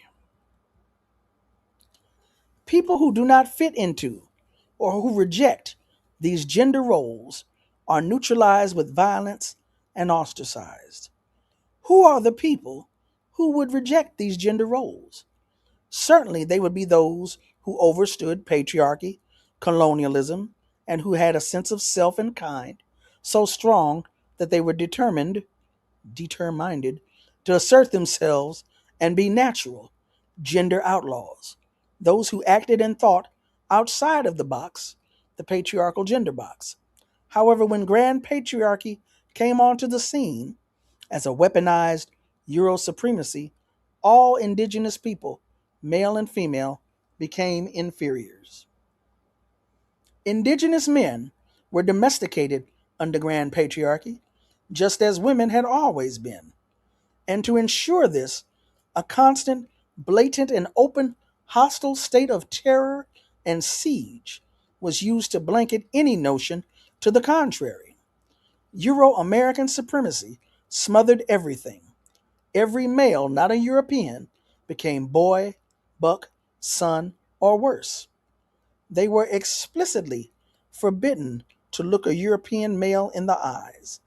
Grand patriarchy recognized one man, the European male. This was eventually utilized in the colonization of every encountered culture of the planet. But not even this form of pervasive oppression eradicated patriarchy among those dominated. Oppressed men, those forbidden to be, quote, men, end quote, under grand patriarchy, still would oppress oppressed women. Thus, women felt a double blow of oppression under grand, on a national level, patriarchy, and minor patriarchy, individually, in personal social relations. What's more is, this individual patriarchy, now sexism, was compounded with the introduction of the colonizers' religion into the mix as a chain of control. Western religion in the colonies became a force multiplier for patriarchy, another weapon used in the war. Once indigenous men had been taught that this new God had given men dominion over women and children, these fell further down the great chain of being, as created by Plato and reconfigured by Euro Christians. Women, too, however, reciprocated this travesty by believing this foolishness to be true, making it that much easier for their oppression to continue. I have always said, If women decided they had had enough, patriarchy would fall within about less than 24 hours, probably, maybe less. But isn't it odd that the same religion that propelled the Euro supremacists out of Europe and against the world in a war-driven culture of conquest made the people they encountered docile and meek? Instead of the indigenous males using the Bible to oppress women, they could have used it to push back against the invaders. So what happened? It was perhaps the overwhelming military ability of that time. In any event, in a paradoxical twist, the colonized people reinforced the grand patriarchy with a spiritually ordained patriarchy of their own, even at the bottom rung of the ladder. Even under old colonialism, where it is said that whole nations become as classes, the ills of patriarchy persisted and found expression, though hardly to the extent it did on the grand level.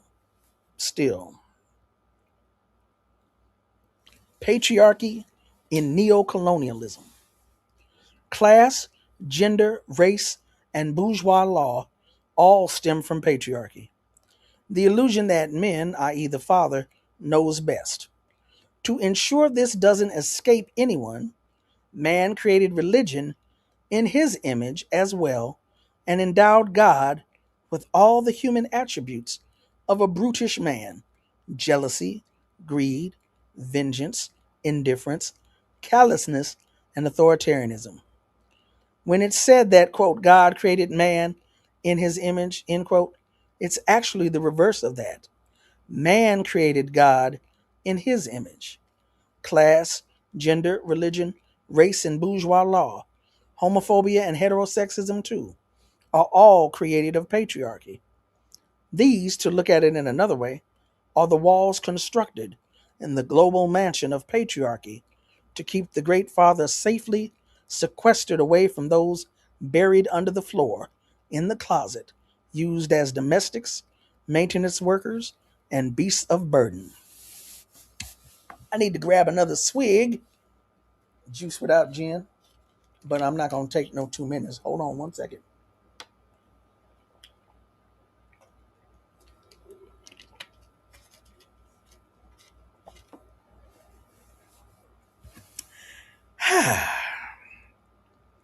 Beast of burden. To escape the gender box is, in essence, to become an outlaw of sorts. For one's escape from such restrictive confines is a protest for one's ability to be natural, out and away from the stifling confines of patriarchy's colonialism. But to protest is but one side of the equation. To protest is to go away from for self's sake, an overstandable thing, but to rebel is to go against the malady in an attempt to destroy it. Protests are usually nonviolent, a tactical method using hope as a morality play on power to have it change itself. Rebellion, however, is an active and often violent lunge at the power's heart to start the bleeding and stop the breathing. I like that. Start the bleeding and stop the breathing.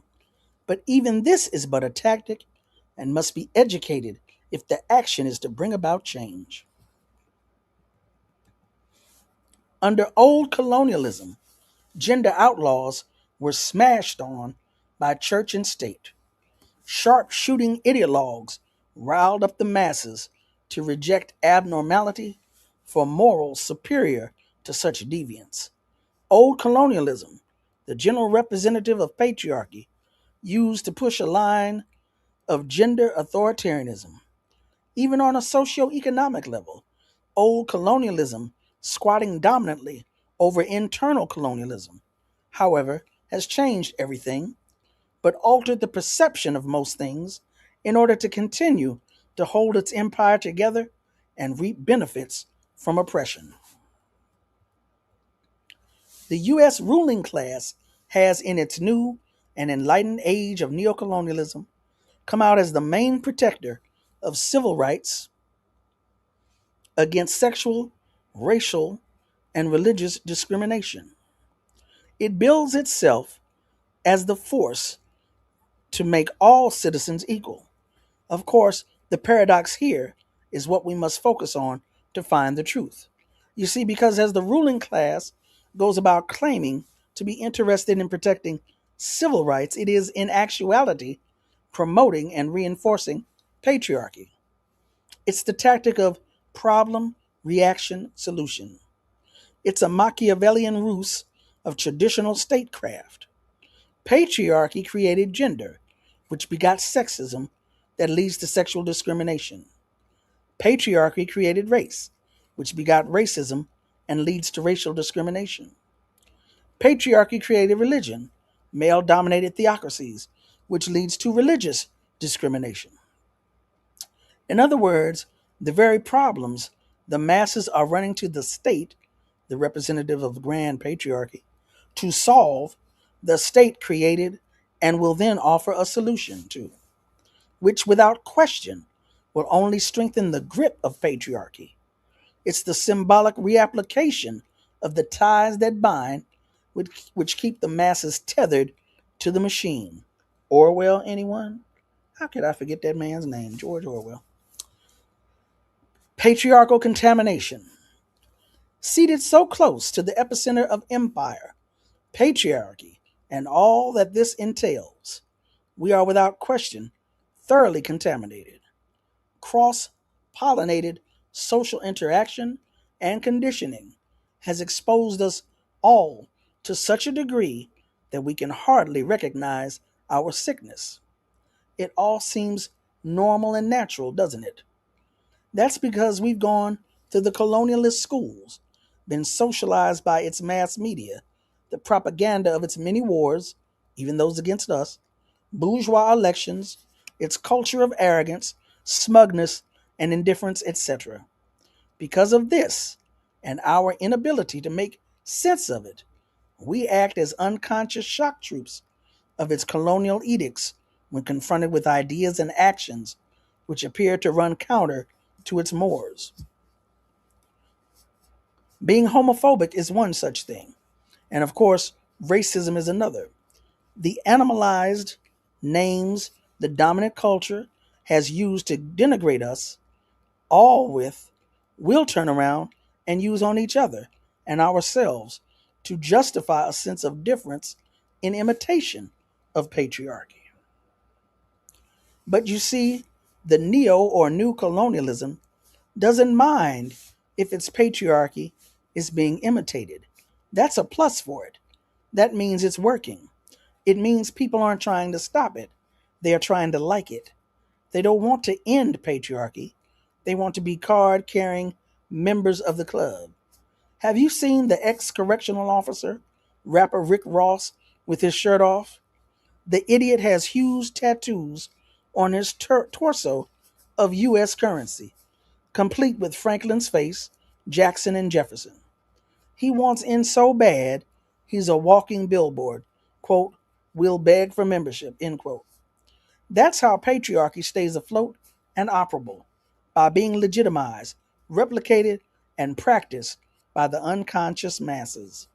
Neocolonialism has found it expedient to ease up on the blatant authoritarianism and to let the colonial masses, quote, do their thing, end quote, as long as it is within the established framework of the game of bourgeois law and order. So while breaking out of the gender role is objectively wrong in the eyes of the patriarchy, it hasn't the time nor inclination to pursue such outlaws at this time.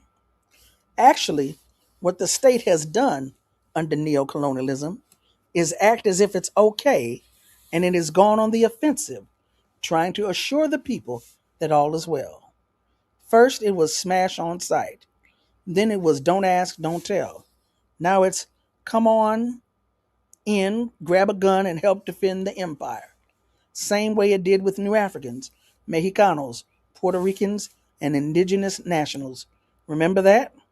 Sure, it went like this: old colonialism, black codes, Jim Crow, segregation, civil rights, and neocolonialism as integration. Those who refused to join the club were what? Neutralized with violence and ostracized. Today we call them martyrs, prisoners of war, political prisoners, and exiles. Those who joined, we call neocolonialists, petty bourgeois, sellouts, and collaborators, enemies of the people, or as Black Agenda Report has taught us, the Black misleadership class. The choice is now ours. What are we going to be? Projectiles for the people or projectiles against the people? That is the question. Neocolonialism has put the colonies on autopilot, and the masses have been confused by this, thinking that they are somehow on a flight towards freedom. Because the establishment forces aren't actively smashing on what used to be obvious causes for reaction, the people think a general sense of new freedom has blanketed the situation. Oprah has her own TV network. Jay-Z wines and dines with Warren Buffett. Magic Johnson owns the LA Dodgers. And Rock Bottom is in the Whitest House. Again, that's Sanyika's name for Barack Obama. Rock Bottom. But the usual reins of state control and reaction have not been relinquished. They've only been delegated to accommodating intermediaries to run the flight plan for the ruling class. The coordinates have been programmed into the console. The flight is on autopilot. Those the masses think are in control are only maintenance workers and sky marshals, flight attendants, and observers, as the jumbo Dreamliner continues uninterrupted across this neo-colonial terrain of war and class American style. In this era of neocolonialism, the main homophobes are the masses themselves. Where it used to be the state, the church, and other rabid ideologues of patriarchy, now it's athletes, rappers, and the idiot down the tier who somehow feels as if his so-called manhood is threatened by how or who another person lives and loves. The unconscious shock troops of patriarchy become gatekeepers for their oppressors. That's why patriarchy can feel so comfortable with putting the colonies on autopilot. The inmates have assumed control of the asylum, and all is well on the Western Front. Never mind that the very culture of oppression that they are holding up by becoming little oppressors themselves is the actual threat to them. It's an Animal Farm trip, really, or a Stockholm Syndrome type of situation where the entity doing you the harm, you sidestep to attack the one on your side while loving your tormentor. Psych meds, anyone? All right. I'm going back in. Y'all still there? Y'all all right? Yeah. All right. Y'all still there with me? I guess I'm still coming through. Harmful to everybody.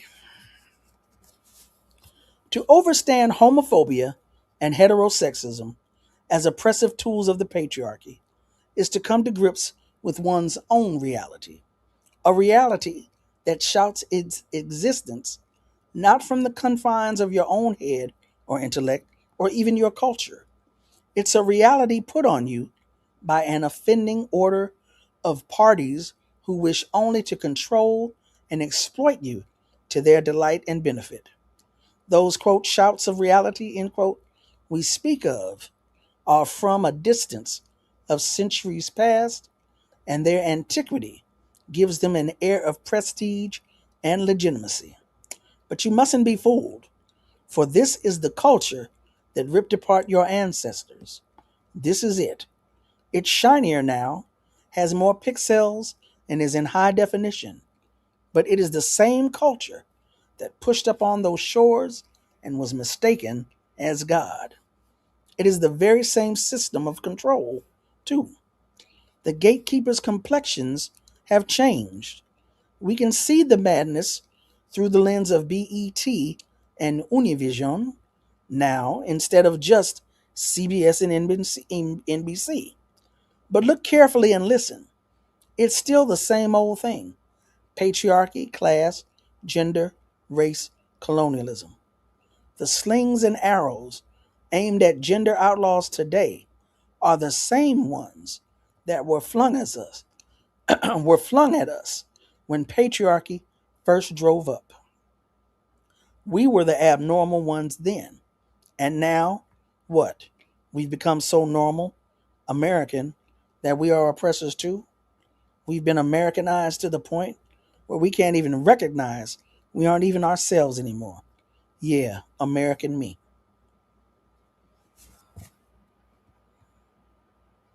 Uh-oh.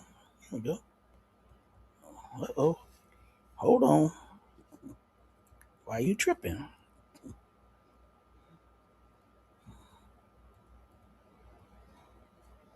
Okay.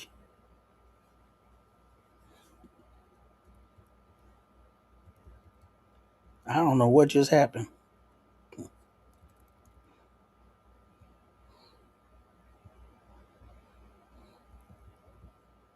There we go. In men's prison, whereas prisoners, the only women are trans women, the concentration of the patriarchy pathology is on steroids. Even in those prisons without trans women, as patriarchy is also homophobia and heterosexism, it finds expression in this way. Whether through predation or hate outright, ill vibrations play out against gays or trans prisoners as invariably they are referred to as punk, faggots, bitches, etc. The hierarchical structure of prison groups preclude any form of socialization or respect with or towards gay prisoners. They are treated as abnormals, as less than human. They are usually neutralized with violence and ostracized. Groups forbid their members from aiding any such person. And even though the prisoners are placed with nationals from oppressed and colonized nations, oppression and prejudice against gays and trans prisoners goes on interrupted as patriarchal morals are imitated and replicated across the board. The odd thing, though, one which the odd thing, though one which points up the patriarchal reality in vivid fashion, is in most prison cultures, the only party in a gay encounter that's considered gay is the one assuming the so-called passive or feminine role.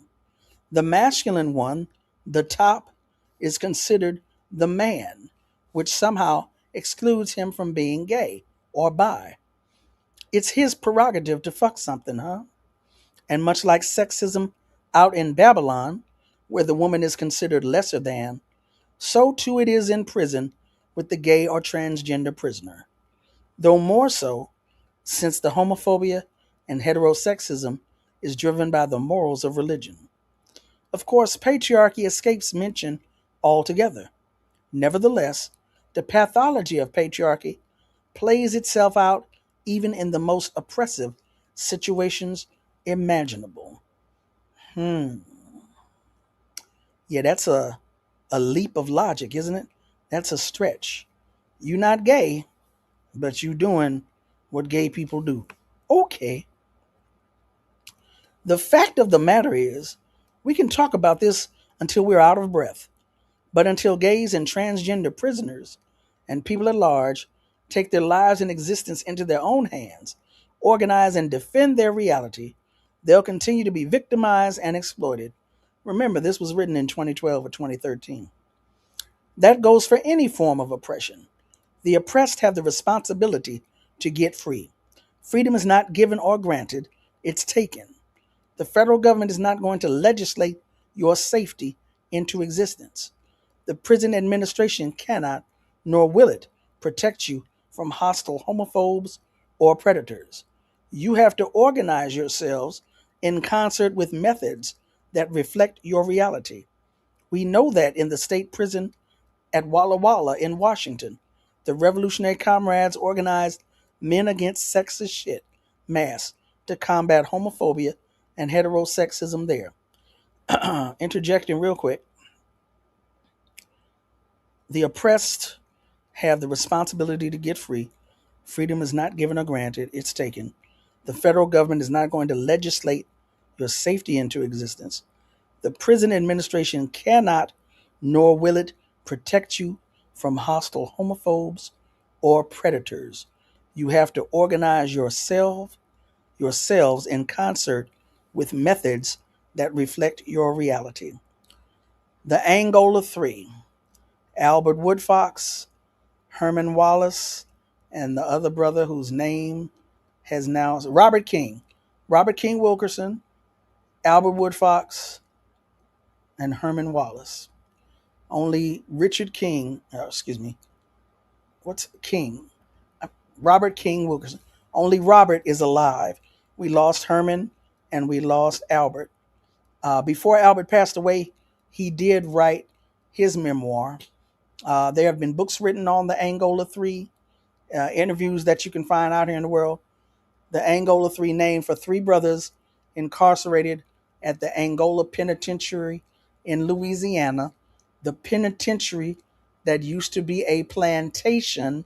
The majority of the enslaved Africans on it were from Angola, i.e., the name Angola.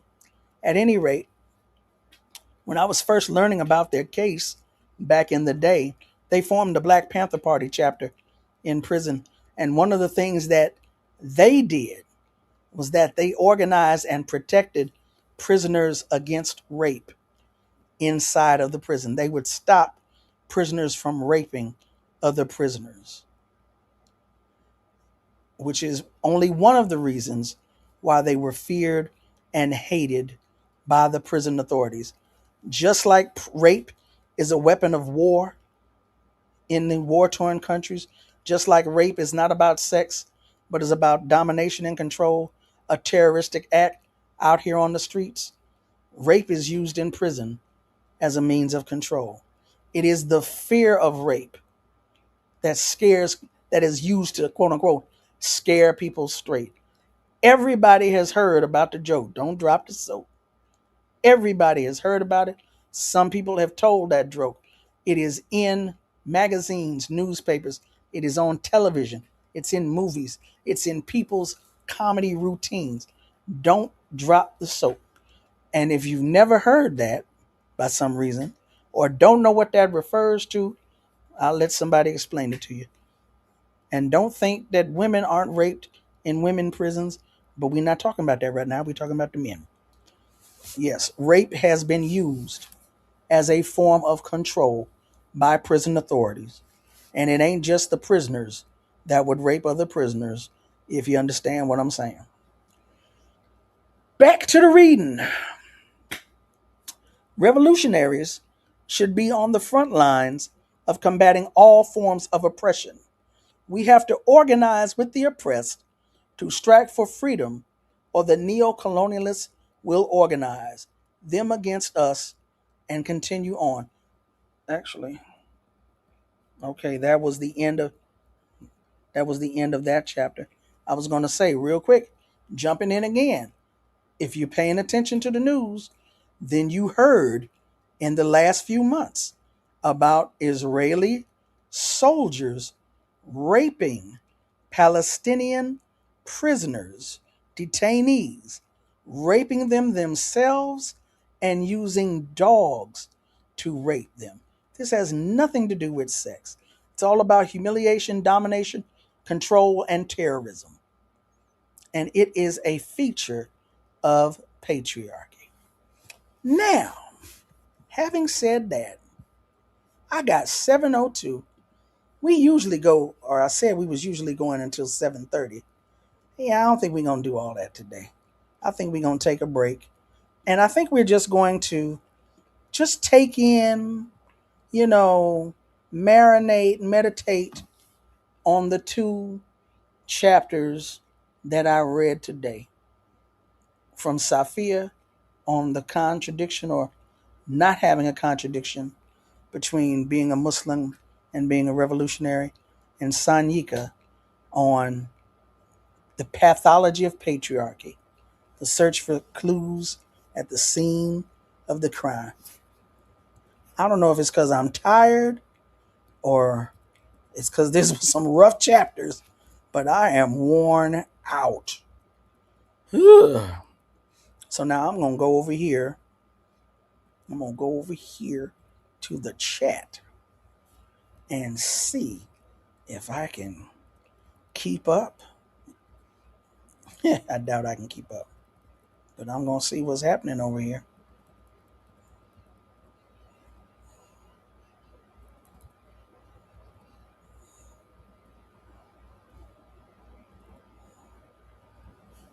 All right, I'll start with this.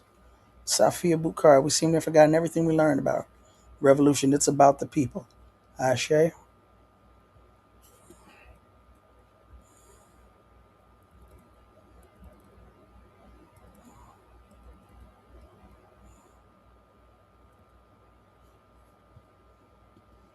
Done and None. Was that MFSB? No, it wasn't. Guess who it was? I'm not going to tell you. Well, I might tell you, but I'm not going to tell you. I might tell you. I don't think I'm going to tell you. But just guess. Just guess.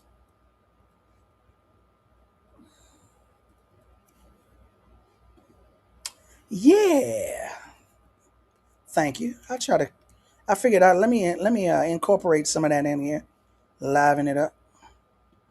Or maybe not liven it up. Have a nice little groove. When you look into the void looks back at you. Stop clowning. I usually work on Sunday nights. Okay, well, like I said, put this on in the background. Have something to do, something to listen to while you are what do you call that thing? Multitasking. Sanyika wrote how many books? I don't know about the articles. This book, of course, was a compilation of his essays. Some he just, like George Jackson, some he just mailed to some people. But unlike in George Jackson's time, he probably did write these for publication. His first book was Monster, Autobiography of an LA gang member. Then he wrote a novel called Thug Life, which I have not read, unfortunately. And then he wrote this book, Stand Up, Struggle Forward. So, 3. Sooner begun, the sooner done. I first heard Sundiata Acoli say that in his book, The New African Prison Struggle, A History of the New African Prison Struggle.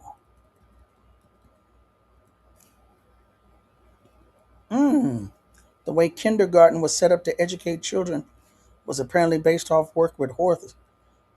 My lord. Good lord. Now remember, Henry Ford was responsible for those 2 books of those great and titles of anti-Semitism. One of them, he either produced one, wrote one, or I don't know. He's associated with one of them. The International Jew. Now I done forgot the other one. The Protocols of Zion. Protocols of the Learned Elders of Zion and the International Jew. Yeah, Henry Ford. Yeah, I think it is The Jungle by Upton Sinclair. That book scared people. They say that book did for workplace conditions and the conditions of how food is cared for. They say, who is they, right? They say that book did for that industry what Harriet Beecher Stowe's Uncle Tom's Cabin did to the cause of abolitionism. I wasn't there. I'm just telling you what people said. So there you go. I think Sanyika was one of the most mysterious revolutionary scholars ever. I think about how he navigated his final days, and he's really a rare occurrence. And as I said, if not last week, the week before, I think I'm just now no longer angry at him for leaving us, but I'm still saddened, still hurt. It didn't have to be that way. It's very unfortunate. He still needs to be here with us. I wish he was here with us still, but he did leave those 3 books. And at least Monster, this book doesn't, well, Thug Life, the novel, is probably unheard of, but this book doesn't get as much love as Monster does. It should, but Monster continues to help brothers navigate the same way that Autobiography of Malcolm X has helped black men navigate for years. You know, Asada's autobiography has helped a lot of sisters navigate. So, he's still doing the work. He left us something to continue to work, even though he is not physically here with us, which I really, really, really hate. But, I'm dealing with it.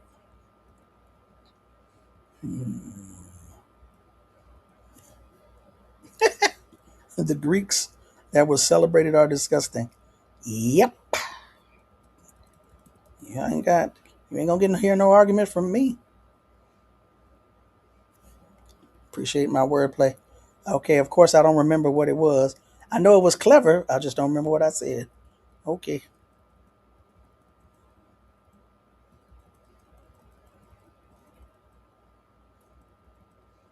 Y'all be having these other conversations over here. I'll be trying to stay.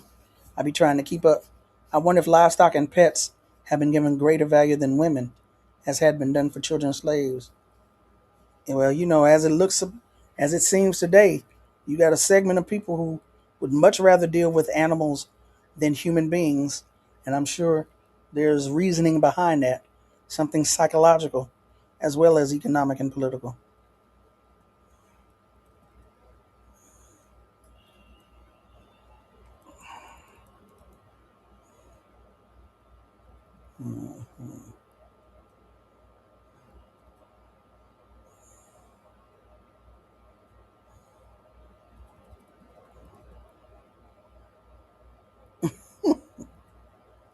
Mhm.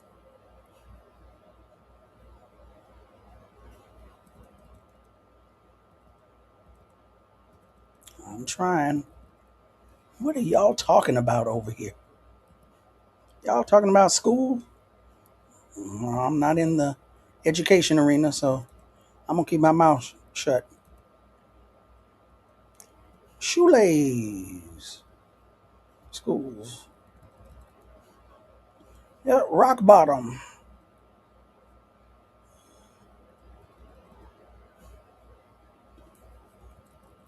Yeah, this brother, I'm telling you, brother graduated from, I keep saying junior high. He graduated from 6th grade, and that was it. That was it. When you read Monster, Autobiography of an LA Gang Member, he starts off talking about how he graduated from the 6th grade, and later that night, he was initiated into the gang. And I don't remember him mentioning school ever again in his book. I don't remember him mentioning it. I don't think he went to school, but anyway.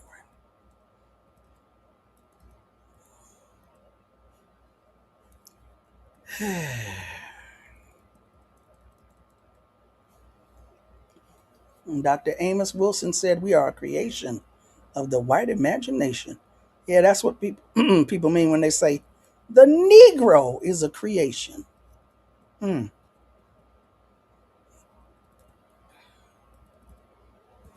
Oh my God, how many comments y'all got over here? Y'all just be, good Lord. Y'all make it hard for a sister to try and keep up. I'm trying to, okay, alrighty. I'm trying to, be interactive, but I can't hang with y'all. Rape culture is pervasive in all aspects of society. Yep. I do not need no rum. Thank you very much. Okay.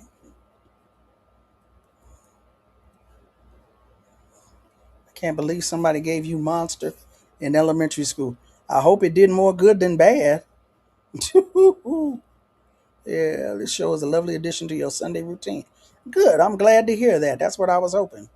This overlaps with Orisanmi Burton, Tip of the Spear. It would have been amazing for Sanyika to talk to Dr. Burton. I agree. It would have been amazing. Now you getting me upset again. I sure wish it had happened. I sure wish he had been here. But anyway, not here. Yes, Henry Ford was a sociopath. Yeah, he was a rabid hater of Jewish people. Hmm. Yeah, Henry Ford was he was something else.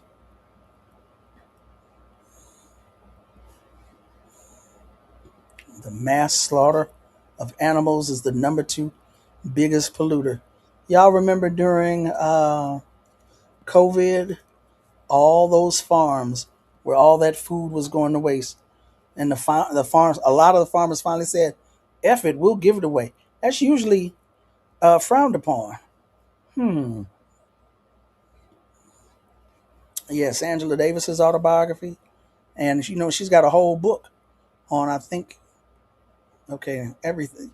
I'm just forgetting everything.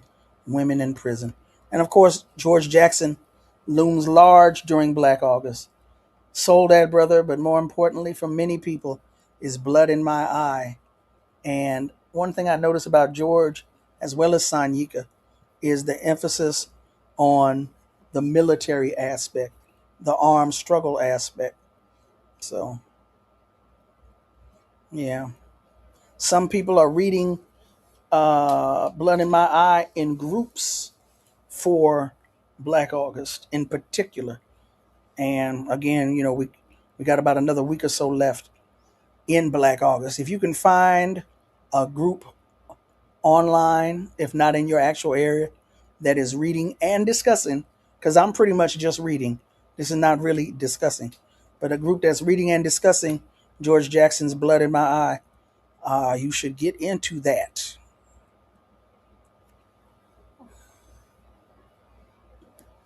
Yes, he did partake of. Unfortunately, it was unfortunate. I think that had to do a lot. Well, he turned to substances to deal with his problems, and the substances created problems. So you know how I go. You know how I go. I thought Monster was the youth adult book about a kid in Harlem. No, not quite Harlem. This needs to be done more than just in August. Agreed. Agreed. And as I said, I'm committed to finishing. We'll probably be finished with Sanyika next week. I'm not sure. I'm only doing one chapter tonight. But even if we are, there are several more chapters in Safiya's book. I'm committed to finishing this on Sundays. I'm not sure what's going to happen with my Monday show. But at any rate, I'm going to continue to finish these chapters. And after these two books are finished, if folks want to, I started to say partake of, if folks want me to read other works, we can discuss that later. But I just wanted to at least get this out here during Black August. Oh, looks like I came to the end of the comments. His name in the 8 Tray Crips. Yeah. Oh, there was a monster in Harlem? I don't know who that brother was. Yeah. I didn't know that there was a one in Brooklyn or Harlem. But then again, they got, Pookies and Ray Rays all over. Why wouldn't they have a monster in another city? But anyway. You all are appreciated. I appreciate y'all for hanging with me, for putting up with me, even though I am in the void. You're listening to my melodious voice, but you're not gazing upon my beautiful face. So I appreciate y'all hanging for that. That means you are interested in the substance and not just my pretty face. So I appreciate that. I really do. Hey, Amilcar, you hung around to the end, huh? Where'd you go? Where's it at? There you go. Peace, Amilcar. Thank you for hanging out.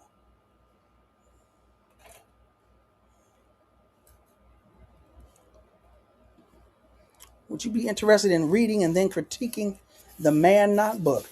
I was supposed to have some folks on my show who shall remain nameless. I'm not going to out them just yet. They might be listening in, who were going to talk about the book.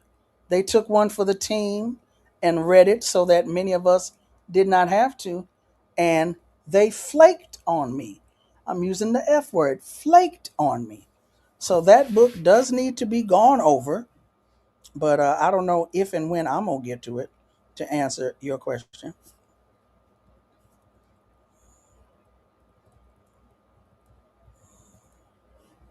Oh, well, I appreciate and love you too. Thank you.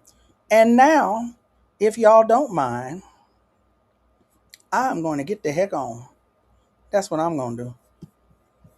It is 7:18. That means we out of here 12 minutes early. So go do something. Go start something on Netflix that you can binge later on. Go kick your feet up. Go to bed early. Do whatever it is that you would have been doing at 7:30. Now you got 12 extra minutes to do it. Again, I thank and appreciate you all for hanging out with me on a Sunday afternoon, evening. Again, tomorrow I'll have that show up 4 p.m. Pacific, 7 p.m. East Coast. A video I came across several years later of a program we did in Los Angeles where Yuri Kochiyama spoke at a memorial for Safiya Bukhari. So other than that, y'all enjoy the rest of your evening. Stay safe out there, and I will catch you later. Peace. Nothing in Deborah Jones's formative years could have prepared her for life in the US organization. Like many of her generation, she was Black and proud before the phrase became popular. She believed, and still believes, in the principles for which the organization stood.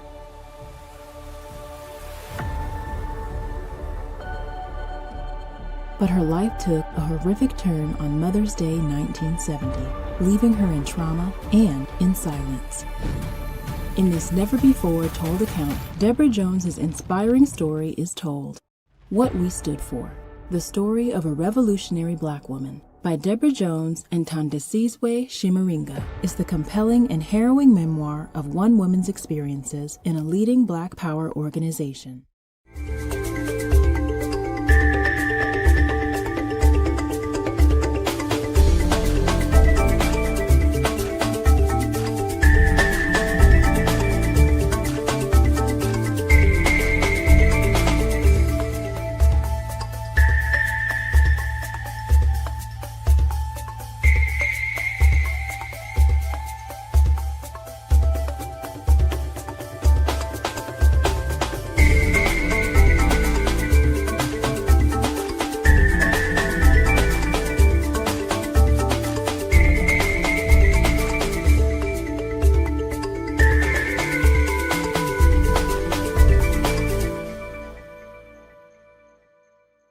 Black Liberation Media is a collective of Black and African organizers, journalists, academics, and media personalities serving Black and African masses seeking to further grow in their understanding of themselves, their histories, and the African world through entertainment and news. Please continue to like, subscribe, and donate to the channel so we can further serve you and liberate our people. You can also go to blkliberationmedia.org, get some merchandise, and also become a Patreon member and a member from the YouTube. Please do what you can, share, and show your love as we will show ours for you. Black Liberation Media.